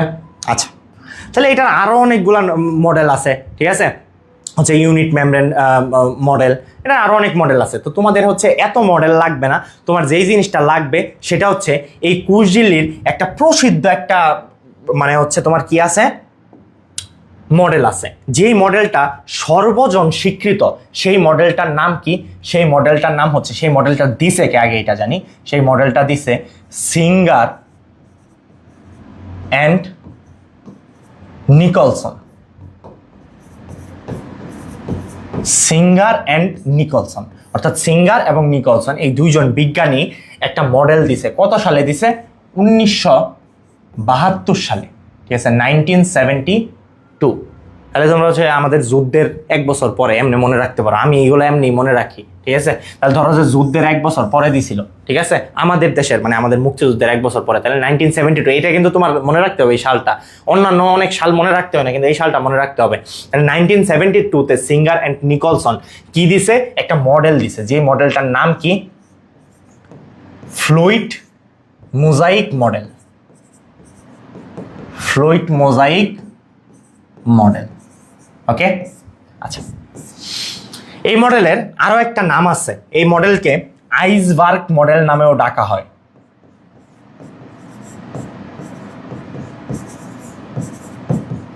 আইসবার্গ মডেল, ঠিক আছে। তাহলে হচ্ছে এই মডেলটাকে আইসবার্গ মডেল নামেও ডাকা হয়। এখন কথা হচ্ছে এটাকে কেন আইসবার্গ মডেল বলা হয়, ঠিক আছে, বা এটাকে কেন ফ্লুইড মোজাইক মডেল বলা হয়? কারণ হচ্ছে প্রথম হচ্ছে দেখো, ফ্লুইড মোজাইক মডেল বলা হয় কেন? কারণ হচ্ছে এটা তোমার হচ্ছে ধুলে, ঠিক আছে, অর্থাৎ হচ্ছে এটা মুভমেন্ট করে, ঠিক আছে, অর্থাৎ এটা হচ্ছে অনেকটা তরল পদার্থের মতো মুভমেন্ট করে। তাহলে এটা তরল পদার্থের মতো মুভমেন্ট করে, এই জন্য এটাকে বলা হয় মানে ফ্লুইড, ঠিক আছে। এবং হচ্ছে মোজাইকের মতো দেখতে, মোজাইক চিনো তো তোমরা, আগে হচ্ছে যে বাসা বাড়ি যখন টাইলস ছিল না তখন হচ্ছে যে মোজাইক করা হইতো, ঠিক আছে, তাহলে এটা দেখতে হচ্ছে মোজাইকের মতো মানে, আর হচ্ছে এটা কি ফ্লুইডের মতো মুভমেন্ট করে, এই জন্য এটার নাম হয়েছে ফ্লুইড মোজাইক মডেল, ঠিক আছে। আর এই যে ফ্লুইডের মতো যে মুভমেন্টটা, এই মুভমেন্টের একটা নাম আছে, এই মুভমেন্টের নাম কি? এই মুভমেন্টের নাম হচ্ছে flip flop movement, flip flop movement.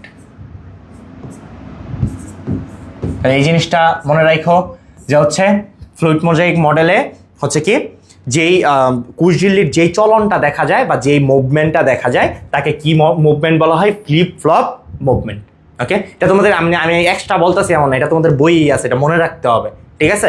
আচ্ছা, তারপর দেখো আইসবার্গ মডেল। এখন এটাকে কেন আইসবার্গ মডেল বলা হয়?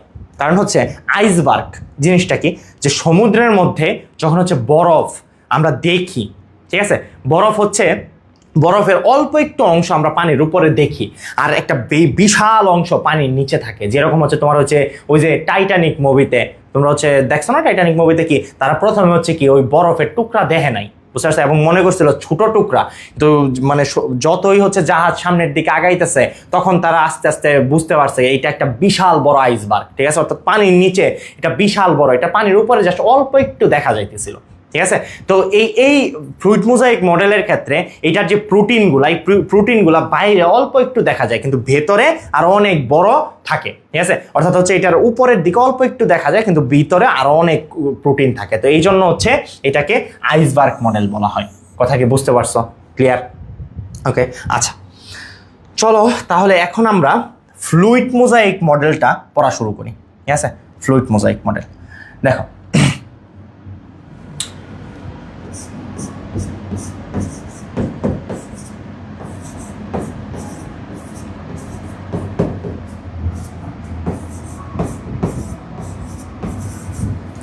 ফ্লুইড মোজাইক মডেল, ওকে, এই ফ্লুইড মোজাইক মডেলে তোমাকে মনে রাখতে হবে এটা এটা কিন্তু তোমার সিকিউ এর জন্য মানে একদম মারাত্মক গুরুত্বপূর্ণ, ঠিক আছে?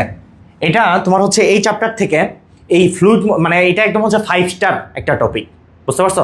তো এটা তোমার হচ্ছে তোমার সৃজনশীলের জন্য খুবই খুবই গুরুত্বপূর্ণ, ঠিক আছে? এই ফ্লুইড মোজাইক মডেল দেওয়া হচ্ছে প্রায় প্রতি বছরই কোনো না কোনো বোর্ডে কোশ্চেন হয়, ঠিক আছে? তো হচ্ছে তুমি এটা খুবই ভালো করে একটু বোঝার চেষ্টা করো, ঠিক আছে? আচ্ছা দেখো, এই ফ্লুইড মোজাইক মডেলের গঠনে তোমাকে হচ্ছে প্রথমে যে জিনিসটা মনে রাখতে হবে সেটা হচ্ছে ফসফোলিপিড বাইলেয়ার। ফসফোলিপিড বাইলেয়ার, ওকে? আচ্ছা, আমি এই ফসফোলিপিড বাইলেয়ার মানে কি এটা আলাদা আলাদা আলোচনা করব। এখন দেখো, আমি আগে হচ্ছে এটার মধ্যে কি কি থাকে এটা বলে নিই। তাহলে 1 নম্বরে থাকবে ফসফোলিপিড বাইলেয়ার। আচ্ছা, 2 নম্বরে কি থাকবে?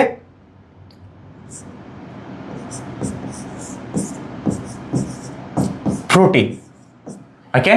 আচ্ছা, এখানে অনেক ধরনের প্রোটিন থাকবে, 3 ধরনের প্রোটিন থাকবে। তুমি হচ্ছে শুধু এতটুকু মনে রাখো, প্রোটিন। তারপর কি থাকবে? গ্লাইকোক্যালিক্স,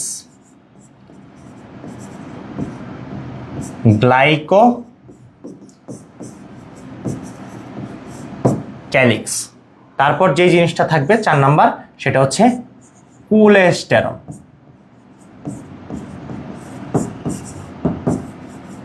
ঠিক আছে? তাহলে এই 4টা জিনিস তোমার প্রথমে মুখস্থ করতে হবে, যে হচ্ছে 1 নাম্বার কি? Phospholipid bilayer, 2 number protein, 3 number glycocalyx এবং 4 নাম্বার কোলেস্টেরল। আচ্ছা চলো, আমাদের এইটার চিত্রটা খুবই খুবই খুবই গুরুত্বপূর্ণ। তাহলে প্রথমে চলো আমরা হচ্ছে এই যে ফসফোলিপিড বাইলেয়ার এটা চিত্রটা কি এবং এটা হচ্ছে ব্যাখ্যা করতে থাকি, ঠিক আছে? আচ্ছা দেখো, প্রথমে তুমি হচ্ছে চিত্রটা আঁকবা, ঠিক আছে? তো চিত্রটা এই ফসফোলিপিড বাইলেয়ারটা আমরা কিভাবে আঁকবো? দেখো, তুমি হচ্ছে অনেকগুলা গোল দিবা, ঠিক আছে? যেরকম গোল দিয়া সামনে আগায় যাইতে থাকো, ঠিক আছে? বল, বিশ্বকাপ খেলা চলতেছে না? তাহলে ধরো মিনি ভার্সনের তুমি ফুটবল আঁকতেছ, ঠিক আছে?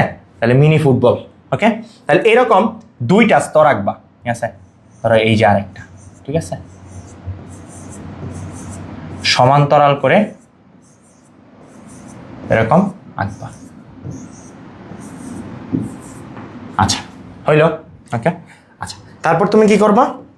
তারপর হচ্ছে এই যে প্রত্যেকটা বল থেকে তুমি কি করবা? এই যে এরকম 2টা করে টান দিবা,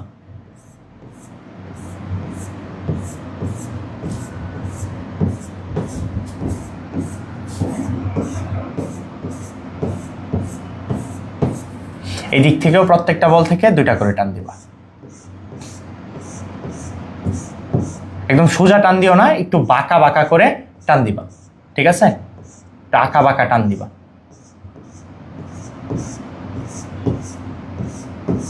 ওকে? ঠিক আছে? এই যে যে লেয়ারটা গঠিত হইল, এখানে দেখো এইটা একটা লেয়ার, এটা আরেকটা লেয়ার, তাহলে যে 2টা লেয়ার হইলো, এই লেয়ারটার নামই হচ্ছে ফসফোলিপিড বাইলেয়ার।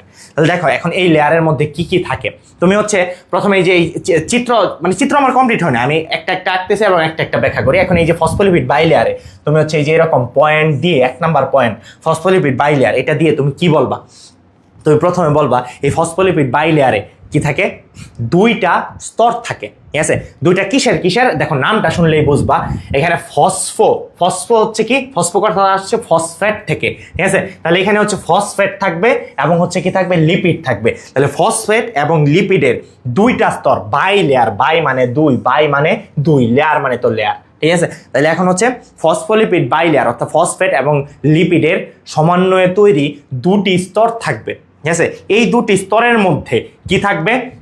দেখো এই যে প্রত্যেকটা এরকম গোল এবং হচ্ছে তার যে এই যে এটাকে আমরা কি বলবো?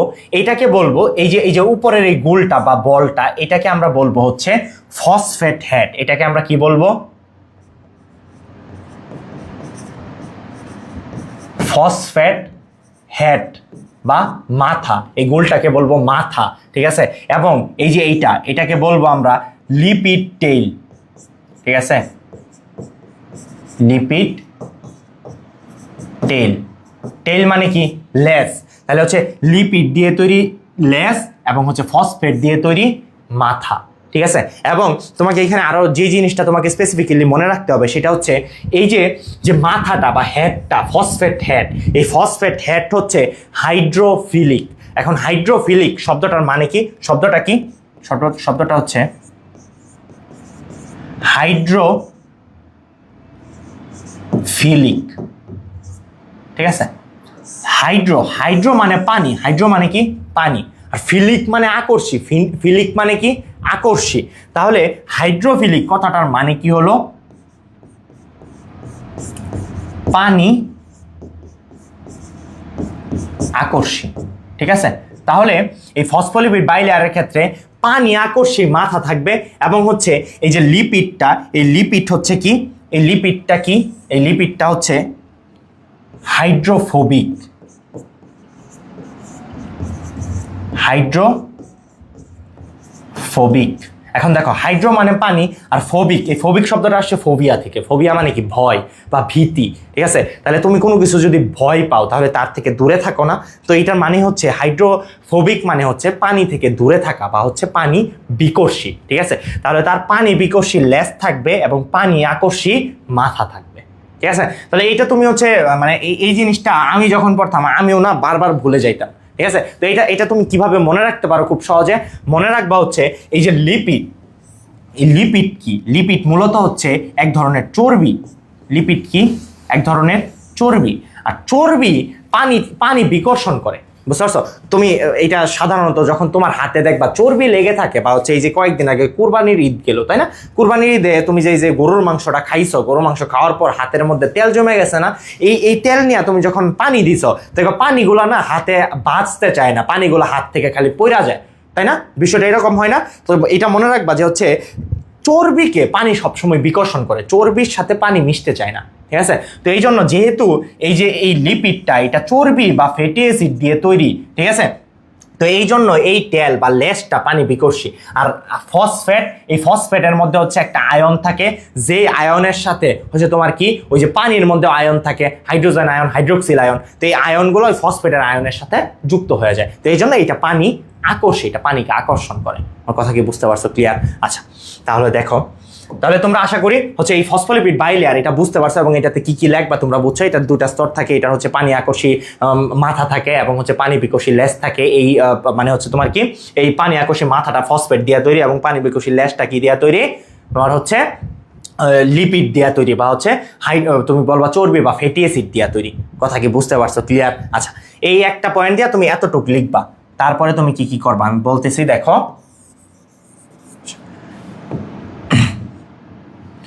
আগে জঞ্জালগুলো একটু মুইসা নেই।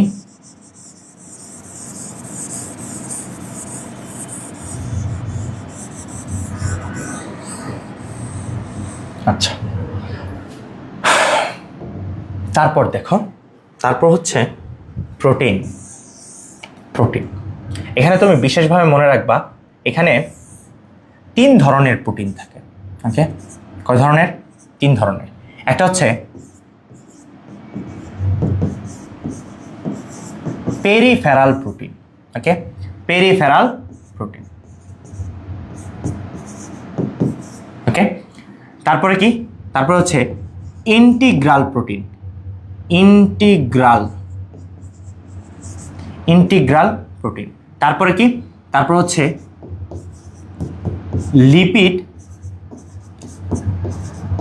Saturated protein. এখন লিপিড স্যাচুরেটেড প্রোটিন এটার মানে কি? এটার মানে হচ্ছে লিপিড সম্পৃক্ত প্রোটিন। ঠিক আছে, তাহলে এদেরকে তুমি হচ্ছে বাংলায়ও লিখতে পারো। বাংলায় হচ্ছে এই যে এভাবে পেরিফেরাল প্রোটিন। এটা মানে এমন না যে হচ্ছে মানে এটার ইংরেজি আর বাংলা আলাদা হবে, এটা একই, পেরিফেরাল প্রোটিন। তারপরে এটাকে বলবা হচ্ছে ইন্টিগ্রাল প্রোটিন। ইন্টিগ্রাল, ঠিক আছে, আর এটা হচ্ছে লিপিড সম্পৃক্ত প্রোটিন। ঠিক আছে, তাহলে হচ্ছে পেরিফেরাল প্রোটিন, ইন্টিগ্রাল প্রোটিন, আর হচ্ছে লিপিড স্যাচুরেটেড প্রোটিন বা লিপিড সম্পৃক্ত প্রোটিন। তাহলে চলো আমরা হচ্ছে এই 3টা প্রোটিন আঁকি। ঠিক আছে, আচ্ছা,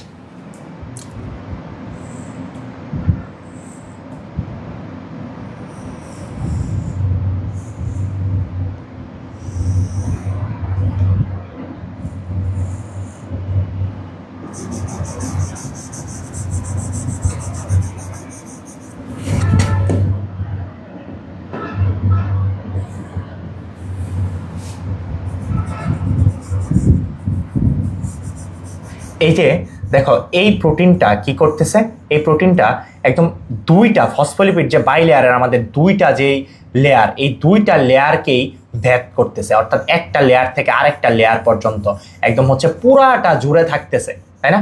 এই যে এই পুরাটা জুড়ে যেই প্রোটিনটা অবস্থান করবে সেই প্রোটিনটার নাম হচ্ছে ইন্টিগ্রাল প্রোটিন। অর্থাৎ আমি এই যে এখন যেই প্রোটিনটা আঁকতেছি সেই প্রোটিনটার নাম হচ্ছে কি ইন্টিগ্রাল প্রোটিন। এই ইন্টিগ্রাল প্রোটিনের কাজ কি, এই ইন্টিগ্রাল প্রোটিন কি কাজে ব্যবহৃত হয়, এই ইন্টিগ্রাল প্রোটিনটা কি করবে দেখো, এটার নাম হচ্ছে ইন্টিগ্রাল প্রোটিন। এই ইন্টিগ্রাল প্রোটিনটা দেখো, এটা হচ্ছে ধরো আমি যদি হচ্ছে তোমাদের বইয়ে হচ্ছে যেভাবে ইয়া করা, সরি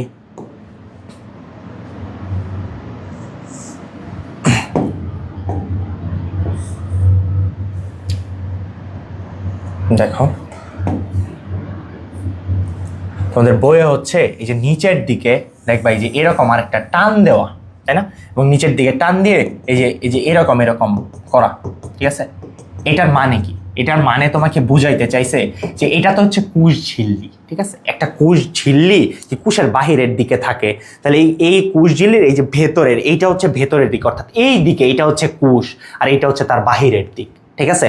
তাহলে এইটা হচ্ছে একটা কোষ ঝিল্লি, কোষ ঝিল্লির এইটা এই যে এইটা হচ্ছে তার কোষ, অর্থাৎ এটা হচ্ছে কোষের, এটা হচ্ছে ভেতরের দিক, ঠিক আছে?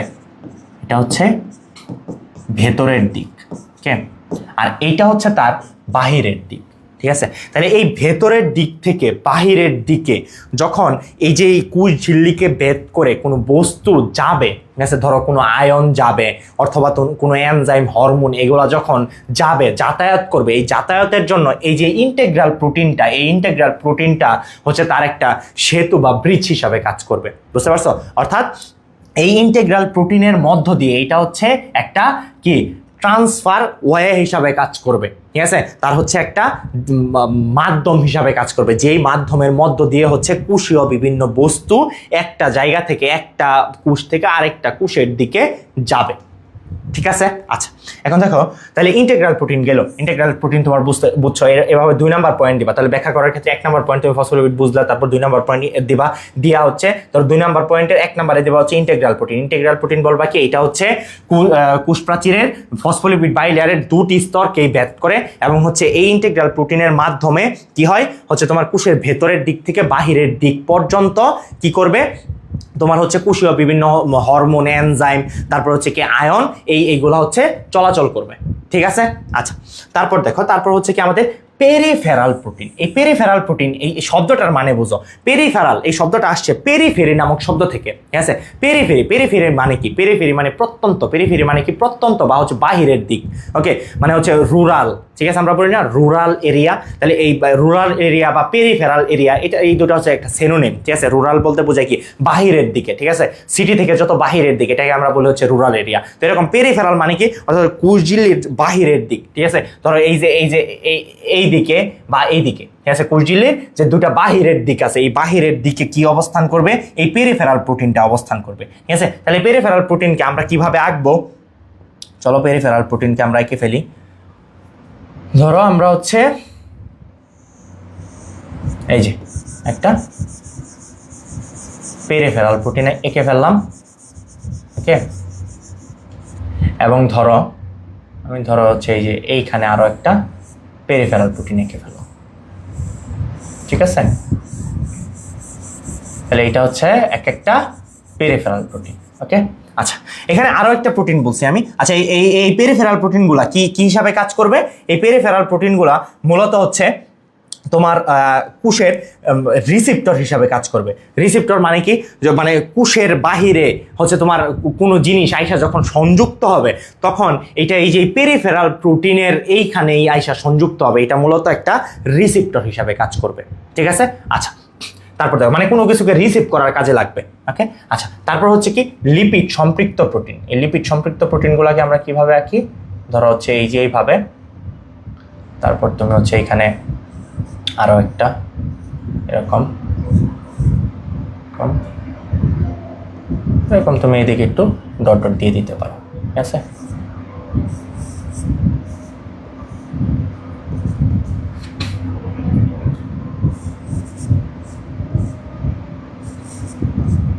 তাহলে এগুলো হচ্ছে এক একটা লিপিড সম্পৃক্ত প্রোটিন। এগুলো কি? এগুলো মূলত হচ্ছে লিপিডের সাথে সম্পৃক্ত অবস্থায় থাকবে, ঠিক আছে?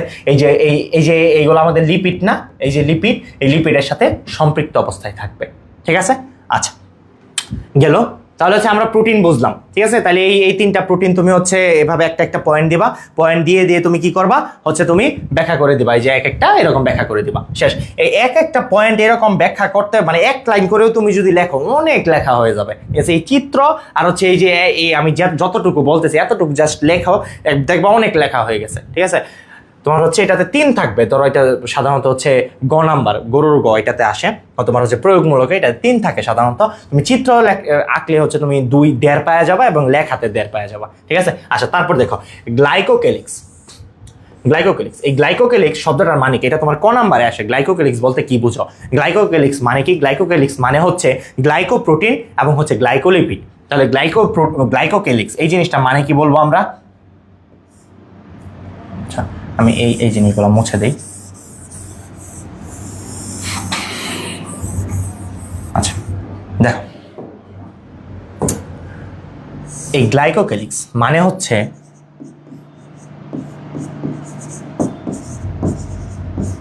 গ্লাইকো প্রোটিন প্লাস গ্লাইকো লিপিড, ঠিক আছে?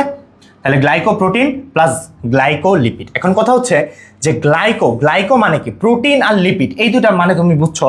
এটা মানে প্রোটিন লিপিড, এটা সিম্পল একটা কথা। তাহলে এই দুটার আগে গ্লাইকো শব্দটা লাগানো। গ্লাইকো মানে কি? গ্লাইকো মানে গ্লুকোজ, মানে কার্বোহাইড্রেট, বুঝতে পারছো? বা শর্করা, তুমি যাই বলো। তাহলে গ্লাইকো মানে কি? গ্লুকোজ বা কার্বোহাইড্রেট, ঠিক আছে? তাহলে কার্বোহাইড্রেটের চেইন যখন হচ্ছে প্রোটিনের সাথে সম্পৃক্ত, মানে প্রোটিনের সাথে যুক্ত হবে, তখন তাকে বলবো আমরা গ্লাইকোপ্রোটিন। এবং গ্লাইকো বা গ্লুকোজের বা শর্করার চেইন যখন হচ্ছে লিপিডের সাথে যুক্ত হবে, তখন আমরা তাকে কি বলবো? গ্লাইকোলিপিড বলবো। তাহলে হচ্ছে গ্লাইকোক্যালিক্স মানে আমরা কি বলবো? যে গ্লাইকোপ্রোটিন এবং গ্লাইকোলিপিডের সমন্বয়ে তৈরি যৌগকে আমরা কি বলি? গ্লাইকোক্যালিক্স বলি, বুঝতে পারছো? তাহলে এই গ্লাইকোক্যালিক্সটা আমরা কিভাবে আঁকবো? দেখো, এই গ্লাইকোক্যালিক্সটা আমরা আঁকবো হচ্ছে এই যে এইখানে, আহা,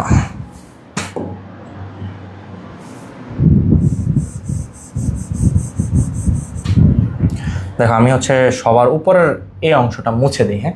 আমার এই জায়গাটুকু লাগবে চিত্র আঁকার জন্য। আচ্ছা, দেখো, আচ্ছা, আমরা এই যে লেয়ারটা, এই লেয়ারটাকে আমরা কি বলছি? এই যে একটা লেয়ার এবং এই যে একটা লেয়ার, এই লেয়ার দুটাকে আমরা কি বলছি? ফসফোলিপিড বাই লেয়ার, অর্থাৎ এখানে লিপিড আছে। তাহলে এই লিপিডের সাথে আমরা যখন হচ্ছে এই যে এই রকম করে, ঠিক আছে,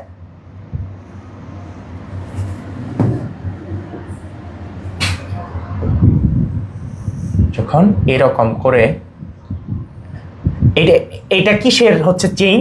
এটা হচ্ছে একটা গ্লুকোজের চেইন, বুঝতে পারছো? বা শর্করা জাতীয় শর্করার চেইন। তাহলে এই কার্বোহাইড্রেটের চেইন, তাহলে এই কার্বোহাইড্রেটের চেইনটা যখন হচ্ছে এই যে লিপিড লেয়ার বা ফসফোলিপিড লেয়ারের সাথে যুক্ত থাকবে, তখন তাহলে এইটা হয়ে গেল কি?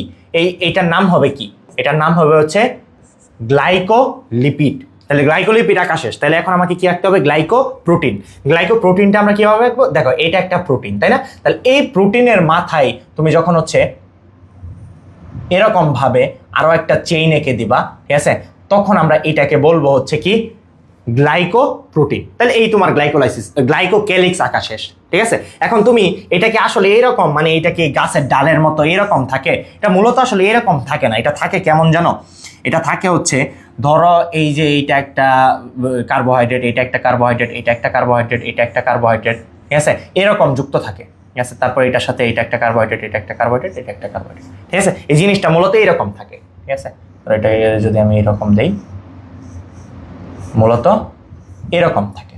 ওকে, ক্লিয়ার? বুঝতে পারছো? তাহলে এই হচ্ছে তোমার গ্লাইকোক্যালিক্স। এখন তোমার আরেকটা জিনিস বাকি আছে, সেটার নাম কি? সেটার নাম হচ্ছে কোলেস্টেরল। কোলেস্টেরল এটা কোথায় কিভাবে যুক্ত থাকে? দেখো,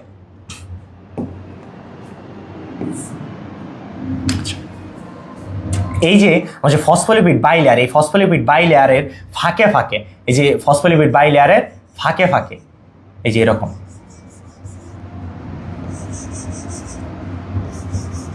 এরকম ফাঁকে ফাঁকে তোমার কি যুক্ত হয়, কোলেস্টেরল যুক্ত হয়।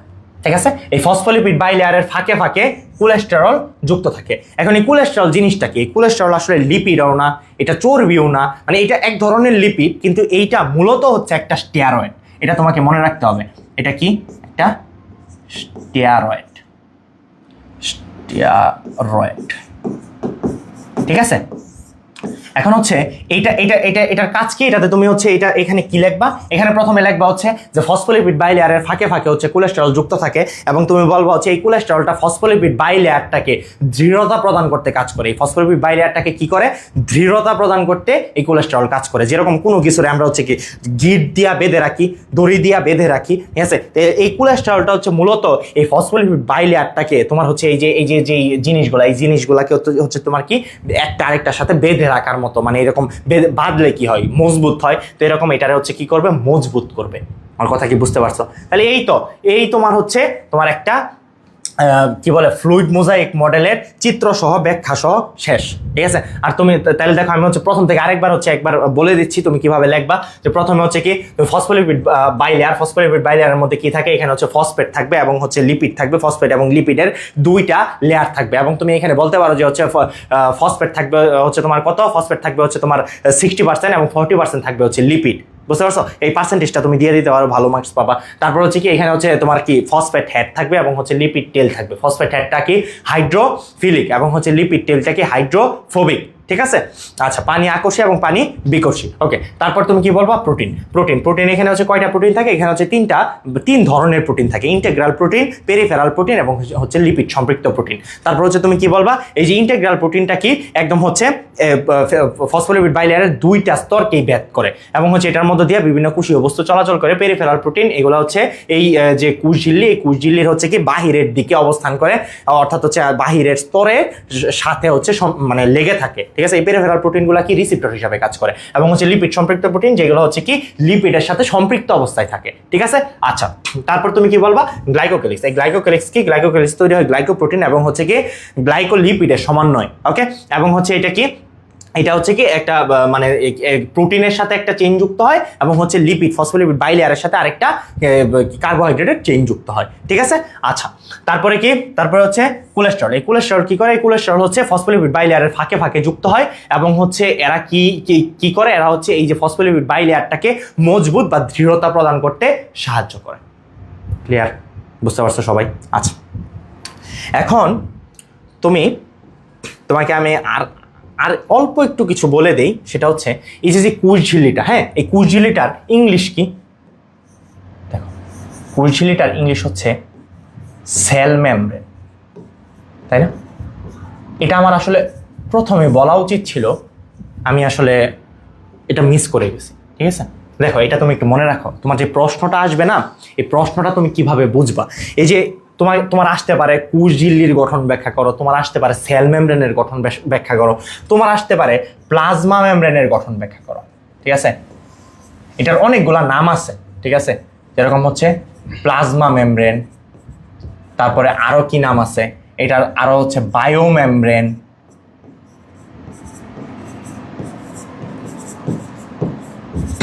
এটাকে আরো বলা হয় হচ্ছে হায়ালো মেমব্রেন। হায়ালো মানে কি? হায়ালো মানে হচ্ছে কাচের মতো স্বচ্ছ, ঠিক আছে। তাহলে এটা হচ্ছে কাচের মতো স্বচ্ছ একটা পর্দা, তো এটা এই জন্য এটাকে হায়ালো মেমব্রেন বলা হয়। তারপর এটা কি? এটা হচ্ছে কি সাইটোমেমব্রেন, ওকে। তারপর হচ্ছে এটার আরো কি বলা হয়? এটার হচ্ছে তোমার কি সাইটোপ্লাজমিক মেমব্রেন,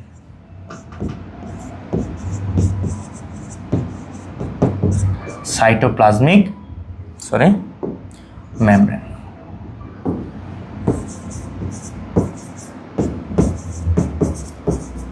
ক্লিয়ার? তাহলে একটা কোষ প্রাচীরকে এই এতগুলা নামে ডাকা হয়, এখান থেকে যে কোনো নাম দিয়ে তোমার হচ্ছে কি কোষাণ হতে পারে। ক্লিয়ার? তাহলে তুমি হচ্ছে আজকে আমরা যেই জিনিসগুলা পড়লাম, আজকে হচ্ছে কোষ প্রাচীরের গঠন পড়ছি, কোষ প্রাচীরের ভৌত গঠন, কোষ প্রাচীরের রাসায়নিক গঠন, কোষ প্রাচীরের কি সূক্ষ্ম গঠন, ওকে, তাহলে আজকে আমরা কি কি পড়ছি? কোষপ্রাচীরের চিত্র পড়ছি, কোষপ্রাচীরের গঠন পড়ছি, কোষপ্রাচীর ভৌত গঠন, রাসায়নিক গঠন, কোষপ্রাচীরের সূক্ষ্ম গঠন, তারপর হচ্ছে কি কোষঝিল্লির আবিষ্কার পড়ছি, কোষঝিল্লির হচ্ছে কিভাবে হচ্ছে কোষঝিল্লি হচ্ছে আবিষ্কৃত হয়েছে, কোষঝিল্লির কি কি মডেল আছে। এর মধ্যে হচ্ছে আমাদের যেই জিনিসটা সবচেয়ে বেশি পরীক্ষায় আসে ফ্লুইড মোজাইক মডেল, এই ফ্লুইড মোজাইক মডেলটা পড়ছি এবং হচ্ছে ফ্লুইড মোজাইক মডেলের চিত্র পড়ছি। ঠিক আছে, তো এই জিনিসগুলো আমি হচ্ছে এই স্লাইডটা তোমাদের হচ্ছে দেখি গ্রুপে আমাদের যে হচ্ছে যারা হচ্ছে আমার এই কোর্সের জন্য আমাদের হোয়াটসঅ্যাপ গ্রুপে যুক্ত হয়েছো তাদেরকে আমি স্লাইডটা দিয়ে দিব। ঠিক আছে, তোমরা সবাই হচ্ছে তাড়াতাড়ি আমাদের হচ্ছে এখন ফ্রিতে চলতেছে। ঠিক আছে, ফ্রি কোনো জিনিস আসলে তোমাদের কাছে মূল্যায়ন নাই, বুঝতে পারছো? তো মূল্যায়ন দিতে শিখো। আশা করি আমি যেই জিনিসগুলো পড়াইছি সবগুলাই তোমাদের কাজে লাগবে। ঠিক আছে, তো আমি স্লাইডটা তোমাদের গ্রুপে দিয়ে দিব এবং হচ্ছে গত যে স্লাইডটা এবং এই স্লাইডটা এটা থেকে তোমরা হচ্ছে পড়ে রাখবা। ইনশাল্লাহ আগামী নেক্সট যে ক্লাসটা সেই ক্লাসে আমি তোমাদেরকে হচ্ছে প্রথমে এটা পড়াটা ধরবো, তারপর হচ্ছে আমি পড়ানো শুরু করব। ঠিক আছে, তাহলে হচ্ছে সবাই ভালো থাকবা, সুস্থ থাকবা। আল্লাহ হাফেজ।